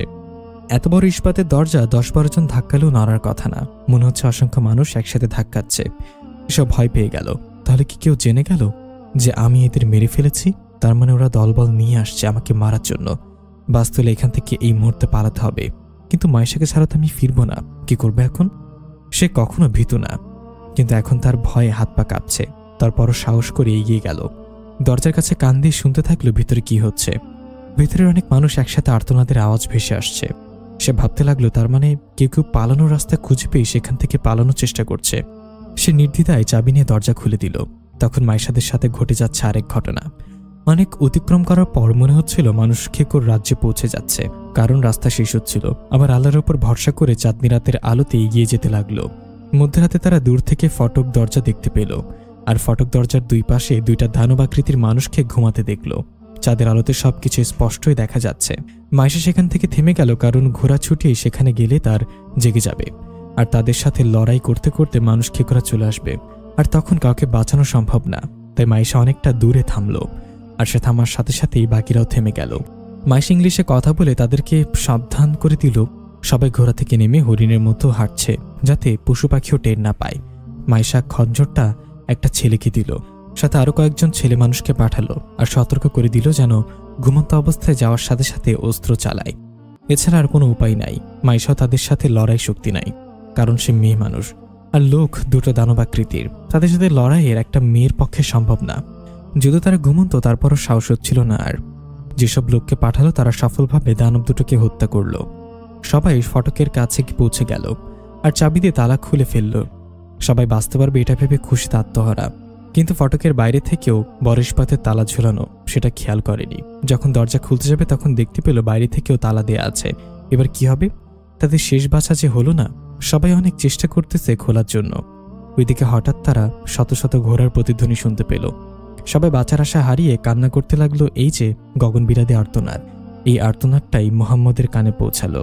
সে তাড়াতাড়ি দেরি না করে ফটকের দরজা খুলে দিল। দরজা খুলে দেখলো অনেক মানুষ কান্নাকাটি করতেছে। সেখানে সে মায়েশাকেও দেখতে পেল। মায়েশা যদিও পর্দাবৃত, তারপরও তাকে চিনতে বেগ পেতে হলো না। আরও দেখলো অনেক দূর ধূলিঝড় উড়িয়ে কারা যেন আসতেছে। মায়েশা অবাক, ভাবল এটা স্বপ্ন না তো। কিন্তু এটা তো স্বপ্ন না, পরক্ষণে ফটক দরজা খোলা দেখল, তার মানে ইনি আমাদের বাঁচাতে আসছেন। সে তাড়াতাড়ি শুকরানা সিজদা দিয়ে সবাইকে উদ্দেশ্য করে বলল, ফটক দরজা খোলা হয়েছে, প্লিজ তাড়াতাড়ি আসুন সবাই। এতক্ষণ দুশ্চিন্তায় কেউ সেদিকে খেয়ালও করেনি। তাড়াতাড়ি সবাই বের হতে লাগলো। ওইদিকে মহারাজাও এসে গেছে। এখন তাদের স্পষ্ট দেখা যায় শত শত সৈন্য নিয়ে আসছে, যাদের পা ভাঙা তাদের মোহাম্মদ সহ আর অনেকেই ধরে নিয়ে যাচ্ছে বাইরে। ফলে দেরি হয়ে যাচ্ছে। সবাইকে বের করে দেওয়ার পর মাইশা আর মোহাম্মদ ফটক দরজা বন্ধ করা শুরু করলো। এদিকে মানুষ খেকো সৈন্যদলগুলো সব দৌড়ে আসছে ফটক দরজার সামনে, কিন্তু তারা আসার কয়েক সেকেন্ডের আগেই ফটক দরজা তালাবদ্ধ করে দিল মোহাম্মদ। আর মানুষ খেকোরা বন্ধ দরজার উপর ঝাঁপিয়ে পড়ল। শেষমেশ মাইশাই জয়ী হলো। ভেতর থেকে মহারাজের ক্ষুব্ধ আওয়াজ, এটা ঠিক করলেন আমি। মাইশা এটা শুনে কিছু বলল না, প্রত্যুত্তরে মুচকে আসলো, যেন নেকাবের মধ্য থেকেই দেখা গেল না। হঠাৎ তার চোখ গেল মোহাম্মদের দিকে। চোখে চোখ পড়ার সাথে সাথে মোহাম্মদ একটা মুচকে আসলো। সাথে সাথে মাইশা চোখ নামিয়ে নিল। এই হাসির রহস্যটা কি মাইশা জানা নেই। মাইশা বুঝতে পারছে না ইনি হঠাৎ এত ভালো কেমনে হলো। মোহাম্মদ অবাক হয়ে যাচ্ছে এটা ভেবে যে পিচ্ছে একটা মেয়ে এতগুলো মেয়ের জীবন বাঁচালো কেমনে। আর এদিকে মাইশা ভাবছে শেষ বাঁচা মনে হয় আর বাঁচা হলো না, আজই মনে হয় আমার জীবনের শেষ দিন। মনে মনে পড়তেছে হাসবুনাল্লাহু ওয়া নিমাল ওয়াকিল, নিমাল মাওলা ওয়া নিমান নাসির। সে সবার দিকে তাকালো। সবাই তার দিকে ভালো লাগার দৃষ্টিতে তাকিয়ে আছে, চোখে কৃতজ্ঞতার পানি। সবাই কিভাবে যে কৃতজ্ঞতা প্রকাশ করবে তার ভাষা খুঁজে পাচ্ছে না। সে সবার উদ্দেশ্যে ইংলিশে ইসলামের তাৎপর্য তুলে ধরল। ইসলামের গুরুত্ব, মহত্ব, ইসলাম যে একমাত্র ধর্ম, ইসলাম যে একমাত্র শান্তির পথ, তা এত সুন্দর করে তুলে ধরল যে মুসলিমদের চোখে অনবরত পানি ঝরছে। তারা বলতে লাগলো, কেন যে আগে এই ধর্ম সম্পর্কে জানতাম না, এটা যে সুমহান শান্তির পথ। মোহাম্মদ তাকিয়ে আছে। এত সুন্দর ঝিনঝিন সুরের ঝঙ্কার সে আগে কখনো শুনেনি। খ্রিস্টান পরিবারে বেড়ে ওঠার কারণে সে ছিল নামে মুসলমান মাত্র, ইসলামের কিছুই জানত না। আজ যা জেনেছে তা আরও জানতে ইচ্ছে করছে। সবাই একসাথে মোহাম্মদের গাড়িতে উঠে বসলো, কারণ জঙ্গল থেকে বের হবার রাস্তা মোহাম্মদ ছাড়া কেউ জানে না। এই জঙ্গলটা গোলক ধাঁধার মতো, তাই কেউ যদি একা একা ফিরত তাহলে গোলক ধাঁধায় পড়ে সোজা মানুষ খেকোর রাজ্যে পৌঁছাবে। মোহাম্মদ জঙ্গলের আসার সময় জিপ গাড়ি এনেছিল, তার কারণে সবাই বসতেও সুবিধাও হলো না। জঙ্গল থেকে বের হবার পর সবাই মাইশাকে বিদায় জানিয়ে যার যার গন্তব্যে চলা শুরু করল। মাইশা কিছুক্ষণ দাঁড়িয়ে থেকে রাস্তাঘাট কিছু চিনতেছে না। এখানকার মানুষগুলোকেও তার ভিনদেশি ভিনদেশি মনে হচ্ছে। হঠাৎ পেছনে ফিরে দেখল মোহাম্মদ তার দিকে রাগী দৃষ্টিতে তাকিয়ে আছে। সে ভয় দৌড় দিল। এই ব্যাটা মনে হয় আমাকে মেরে ফেলার ফোন দিয়ে আসছে, এর থেকে পালাতেই হবে। মানুষকে কোত্থেকে বেঁচে আসছি, এনার হাত থেকে কেন মরতে যাব। দৌড়াতে দৌড়াতে একটা গাড়ির সাথে ধাক্কা খেলো। ভয়ে ভয়ে চোখ বন্ধ করে ফেলল। কিছুক্ষণ পর চোখ মেলে দেখে মোহাম্মদের গাড়ি। এই মেয়ে, কি সমস্যা তোমার? তাড়াতাড়ি গাড়িতে ওঠো। ধমক খেয়ে গাড়িতে উঠল। গাড়ি দ্রুত গন্তব্যের দিকে ছুটছে। কিছুক্ষণ পর, শুনুন, একটা কথা বলতে পারি যদি অনুমতি দেন? জি বলো। মায়েশা কাঁদো কাঁদো গলায় বলল, আপনি কি আমাকে মেরেই ফেলবেন? প্লিজ মেরে ফেলবেন না আমাকে, আমি বাঁচতে চাই। আমার অনেক স্বপ্ন, আমি 1 ডজন বাচ্চা কাচ্চার মা হব। আমি মরে গেলে আমার বাচ্চা কাচ্চারা তাদের মাকে হারাবে আর তাদের বাবা আমাকে। মোহাম্মদ তো হাসতে হাসতে শেষ। কি মেয়েরে বাবা, বিয়ের আগে বাচ্চা কাচ্চা নিয়ে ভাবতেছে। আচ্ছা ঠিক আছে, তোমার কথাটা রাখলাম, আর তোমাকে আমি তোমার বাড়িতে পৌঁছে দিব। মাইশার কিছু যেন বিশ্বাস হচ্ছে না। আলোর উপর ভরসা করে এগোতে লাগলো। কিছুক্ষণ পর তারা এয়ারপোর্টে পৌঁছালো। গাড়ি থেকে নেমে এয়ারপোর্ট দেখে ভাবলো, তাহলে আমাকে কি পাচার করা হচ্ছে? আবার ভয় ঢোক গিলল। এতে কি ভাবছো? চলো তোমাকে বাসায় পৌঁছে দিই। আচ্ছা তুমি কি জানো তুমি এখন কোন দেশে? কেন আমাদের দেশে? তোমাকে অনেক জিনিয়াস মনে করেছি, এখন দেখছি অত্যন্ত লেভেলের বোকা বটে। এটা শুনে মাইশা থতমত খেয়ে চারপাশের মানুষগুলোকে দেখতে লাগলো। সবগুলো ভিনদেশি মনে হচ্ছে তার, একটাও বাঙালি নাই। এটা হচ্ছে আফ্রিকা। আমি বিজনেসের কাজে এখানে এসেছি। এতদিন তুমি আফ্রিকার জঙ্গলে ছিলা। কি কি কি কি এত ভয়ঙ্কর জঙ্গলে ছিলাম? আফ্রিকার জঙ্গল সম্পর্কিত সব ভয়ানক ইতিহাস সে আফ্রিকার দুলহান বইটাতে পড়েছিল। আচ্ছা তাহলে ওই খালাম্মা এখানে কি করেন? উনি তো বাঙালি। আমার কোম্পানিতে বিভিন্ন গবেষণার কাজ করা হয়, সেখানে উদ্ভিদ নিয়েও গবেষণা হয়। সেই সুবাদে জঙ্গল থেকে বের হবার রাস্তা সহ প্রায় অনেক কিছু আমার চেনা। আর অনেক সময় রাত্রি হয়ে যায়, তখন সেখান থেকে বের হওয়া দুষ্কর, তাই সেখানের কুটিরটরিতে গবেষণা থাকে আর খালাম্মা দেখাশোনা করে। ওটা ওনার ডিউটি। ও, তারা ফ্লাইট ওঠার অনেকক্ষণ পর বাংলাদেশে নামলো। এর মধ্যে তাদের মাঝে আর কোনো কথা হলো না। মাইশার থেকে তার ঠিকানা জেনে নিয়ে তার মামার বাড়িতে পৌঁছালো রাত 1টায়। গাড়ি থেকে নামার পর মোহাম্মদ বলল, আমাকে মাফ করে দিও, না জেনে না বুঝে তুমি দোষী হও। তোমার অনেক কষ্ট দিয়েছি আমি, জানি এই কাজটা ক্ষমার অযোগ্য, তারপরেও ক্ষমা চাচ্ছি, প্লিজ মাফ করে দিও। ক্ষমা আল্লাহর মহান গুণ, আমি আপনাকে মাফ করে দিলাম, আল্লাহ আপনাকে মাফ করুক। ওকে, যে এত সহজে মাফ করা হবে সেটা তো কল্পনাতেও ভাবিনি। আচ্ছা যাও, তোমার বাবা মাই হয়তো তোমার জন্য অস্থির হয়ে আছে। হঠাৎ মা বাবার কথা মনে পড়ায় মাইশার চোখে পানি আসলো। আমার মা বাবা? আমি যে এতিম? হোয়াট? না মানে কিছু না, যাই, আসসালামু আলাইকুম। মোহাম্মদ এক অদ্ভুত দৃষ্টিতে তাকিয়ে রইল তার দিকে। মোহাম্মদ বাসায় এসে খুব আপসেট হয়ে আছে। একটা এতিম মেয়েকে সে এত কষ্ট দিল, আর মেয়েটা তাকে কত সুন্দর করে ক্ষমা করে দিল। এরকম মানুষকে পৃথিবীতে আছে? তাহলে সব মেয়ে এক না। তার চোখে শুধুই ভাসছে মায়াবী মুখটা, সেই সুরের ঝংকার। কিছুতেই ঘুমাতে পারছে না। মনে হচ্ছে মায়েশা তার অনেক দিনের চেনা, তাকে ছাড়া তার জীবন অসম্পূর্ণ। এদিকে রাত 1টায় কলিং বেল বাজতেছে। এত রাতে কে আসছে? এই যে ওঠো তো, এত রাতে কে কলিং বেল বাজাচ্ছে? মামা উঠে দরজা খুলে দিল। মাইশাকে দেখে মামা মামি তো অবাক। মামি তো কান্না করে দিল। কি রে মা, কই ছিল এতদিন? জানিস তোকে আমরা কত খুঁজেছি। আরে আগে থেকে ঘরে আসতে দিবা তো। আয় মা। সবাই ড্রয়িং রুমে গিয়ে বসলো। মাইশা এক এক সব ঘটনা খুলে বলল। মামা মামি কান্না করতেছে, সাথে রাগও হচ্ছে। কি মেয়েটাকে যে আমার মাইশা মামুনিকে খুনি বানালো, তাকে আমি ছাড়বো না। মামা সেটা ভেবে কি হবে? তার প্রাপ্ত শাস্তি আল্লাহ তাকে দিবে। ভুলে যাও তো এসব। তুই ভুললে আমি ভুলবো না। তাকে উচিত শিক্ষা দিতেই হবে। এতটা খারাপ কোন মানুষ হতে পারে? আদিবা এখনো ঘুমায়নি, বয়ফ্রেন্ডের সাথে কথা বলতেছে। ড্রয়িং রুমের দিকে থেকে আওয়াজ আসছে দেখে সেদিকে গিয়ে মাইশাকে দেখে সে অবাক হয়ে গেল। তার খুব অনুশোচনা হচ্ছে। এতদিন মাইশা বাড়িতে না থাকে সে বুঝতে পেরেছে মাইশার মতো বোন তার জীবনে কতটা গুরুত্বপূর্ণ। মাইশাকে কত কষ্ট দিয়েছে। মাইশা যে এত বড় বিপদে পড়বে তা জেনেও তাকে জানায়নি। অনুশোচনায় দগ্ধ হচ্ছে সে এখন। মামা মামির সাথে কথা বলার পর নিজের রুমের দিকে পা বাড়ালো। যাওয়ার পথে আবিদের রুমে উকি দিল তাকে একটু দেখার জন্য। দেখলো সে কান্না করতেছে। মাইশা তার রুমে ঢুকলো, সাথে সাথে আবিদা তাকে জড়িয়ে ধরে কান্না করতে লাগলো। কি হয়েছে আবিদা, তোর কান্না করতেছিস কেন? মাইশা, তুই আমাকে মাফ করে দে বোন। আমার জন্য তুই এত বড় বিপদে পড়েছিস।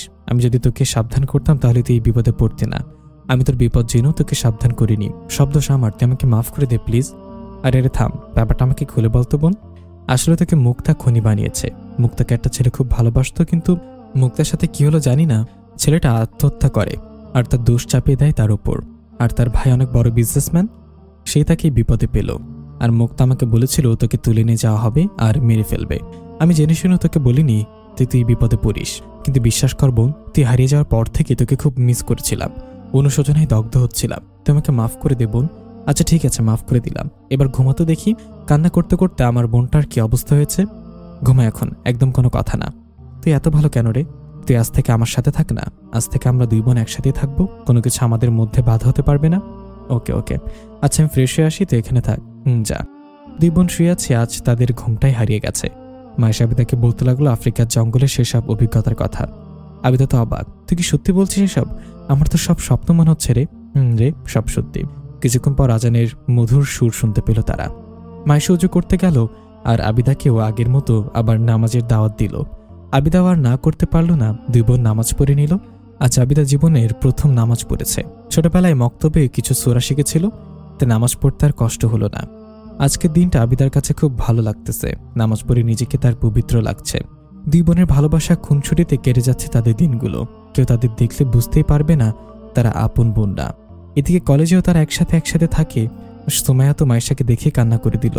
আবিদা এখন 5 ওয়াক্ত নামাজ পড়ে। ইসলামের হুকুম আহকাম সব মেনে চলে। হারাম রিলেশনশিপে সে আর নাই। এখন তার একটাই লক্ষ্য আল্লাহ তাআলা শাহনুর সন্তুষ্টি অর্জন। এখন সে বুঝতে পারছে ইসলামে একমাত্র শান্তির পথ। আবিদা মুক্তার সাথে সব সম্পর্ক শেষ করে, কারণ সে জাহান্নামের পথে ডেকে নিয়ে যায়। সে কখনো প্রকৃত বন্ধু হতে পারে না। মুক্তা আবিদার সাথে সম্পর্ক না রাখাকে শ্রেয় মনে করে, কারণ এসব আনকালচারদের দলে থাকলে তার মানসম্মান বলতে কিছুই থাকবে না। সে দিন দিন আরও উশৃঙ্খল হয়ে যায়। একদিন মাইশা আবিদা সুমাইয়া কলেজ শেষে কোচিং করে বাসায় ফিরছিল, তখন সন্ধ্যা হয়ে যায়। রাস্তায় 3 জন ছাড়া কেউ ছিল না। কলেজ গেট দিয়ে বের হবার সময় তারা দেখতে পায় একটা মেয়ের রক্তাক্ত দেহ। প্রথমে তারা চিনতে পারেনি, পরে ভালো করে লক্ষ্য করে দেখতে পেল এ তো মুক্তা। মানুষ নামের কিছু পশু আছে যারা এই অবস্থায় করেছে। এদিকে গাড়িও পাচ্ছে না তারা। অনেক কষ্টে একটা অটোরিকশা পেল, সেটাতে করে তাকে হাসপাতালে নিয়ে গেল। তার খুব অবস্থা খারাপ, বেঁচে থাকার পার্সেন্টেজ খুবই কম। মাইশা মামিকে কল করে সব বলল, আর বাড়িতে যেতে পারবে না তাও বলে দিল। মামির সাথে কথা বলতে বলতে দেখলো ডাক্তার আসছে, সে কল রেখে দিল। ডাক্তার তাদেরকে বলল তাকে বাঁচাতে হলে 2 ব্যাগ রক্ত লাগবে, পজিটিভ, আর খুব তাড়াতাড়ি জোগাড় করতে হবে। তারা কি করবে ভেবে পাচ্ছে না। তারা পরীক্ষা করে দেখলো 3 জনের মধ্যে মাইশা আর সুমাইয়ার রক্তে গ্রুপ ও পজিটিভ, আর আদিবার বি পজিটিভ। ও পজিটিভ গ্রুপের মানুষের সব গ্রুপকে রক্ত দিতে পারে। এদিকে সময় খুব কম, তাই তারা দেরি না করে নিজেরা রক্ত দিল। 3 জন মুক্তার পাশে বসে আছে। কিছুক্ষণ পর মুক্তার জ্ঞান ফিরল। তাদের 3 জনকে দেখে মুক্তা অবাক। জ্ঞান আসতে দেখে মাইশা বলল, কেমন আছো বোন এখন? ভালো। আদিবার সুমাইয়া ডাক্তারকে ডেকে নিয়ে আসলো। ডাক্তার এসে মাইশাকে ওষুধ লিখে দিল আর বলল, আর যদি এরা তোমাকে ঠিক সময় নিয়ে না আসতো বা যথাসময় রক্ত না দিত তাহলে তোমাকে বাঁচানো সম্ভব হতো না। এমন ফ্রেন্ড পেয়ে আপনার গর্ব হওয়া উচিত। আজকাল এমনটা কে কার জন্য করে? এসব বলে ডাক্তার চলে গেল সেখান থেকে। ডাক্তার চলে যাওয়ার পর রুমের মধ্যে নীরবতা। হঠাৎ করে মুক্তা ঢোক করে কেঁদে উঠল। সুমাইয়া বলল, কি হয়েছে মুক্তা, কান্না করতেছো কেন বোন? মুক্তা বলা শুরু করলো, আমাকে তোমরা মাফ করে দাও প্লিজ। আমি তোমাদের কত অপমান করেছি, কত কিছু বলেছি।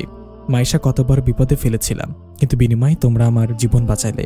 তোমাদের আমি এতদিন ধরে ভুল বুঝেছি, তোমরা আমাকে মাফ করে দাও প্লিজ। মুক্তা অনবরত কান্না করছে। আরে আরে, এজন্য কান্না করতে হবে নাকি পাগলি একটা? আমরা সবাই তোমাকে মাফ করে দিয়েছি, এবার হাসো তো একটু দেখি। মুক্তা আরো কান্না করতেছে, সে অনুশোচনায় দগ্ধ হচ্ছে। সুমাইয়া বলল, মুক্তা, আজ তোমার এই অবস্থা হওয়ার মেইন কারণটা কি জানো? কি? তাহলে তোমার বেপর্দা।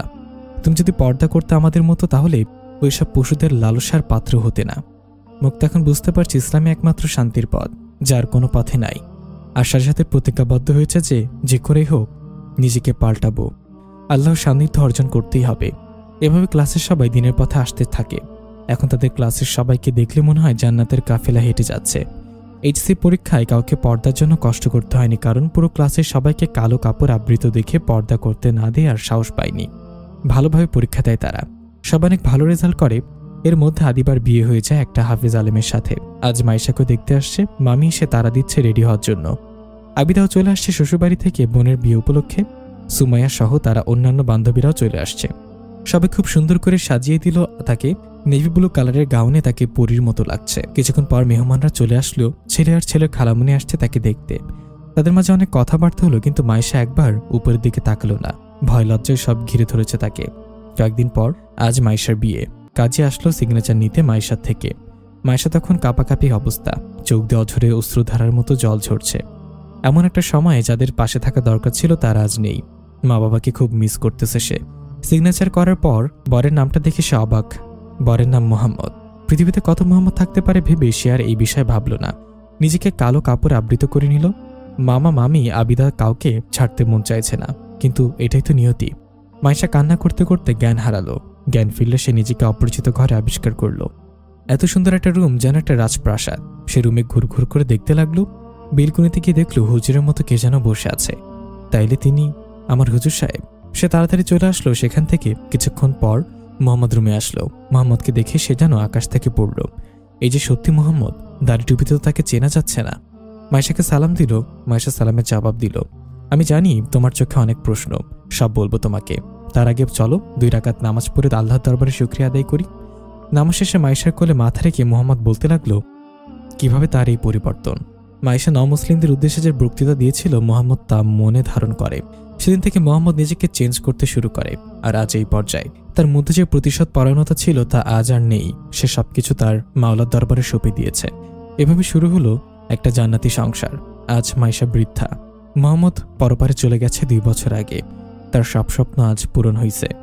তার 5 ছেলে 1 মেয়ে। 5 ছেলেকে হাফেজ আলেম বানিয়েছে, মেয়ে আলেমা। ছেলে মেয়ে নাতিপত্তি নিয়ে এই যেন এক জান্নাতি কাফেলা। সম্মানিত দর্শক, আজকে এই পর্যন্তই। আবারও দেখা হবে পরের কোনো গল্পে। ততদিন সুস্থ থাকবেন, ভালো থাকবেন। আল্লাহ হাফেজ।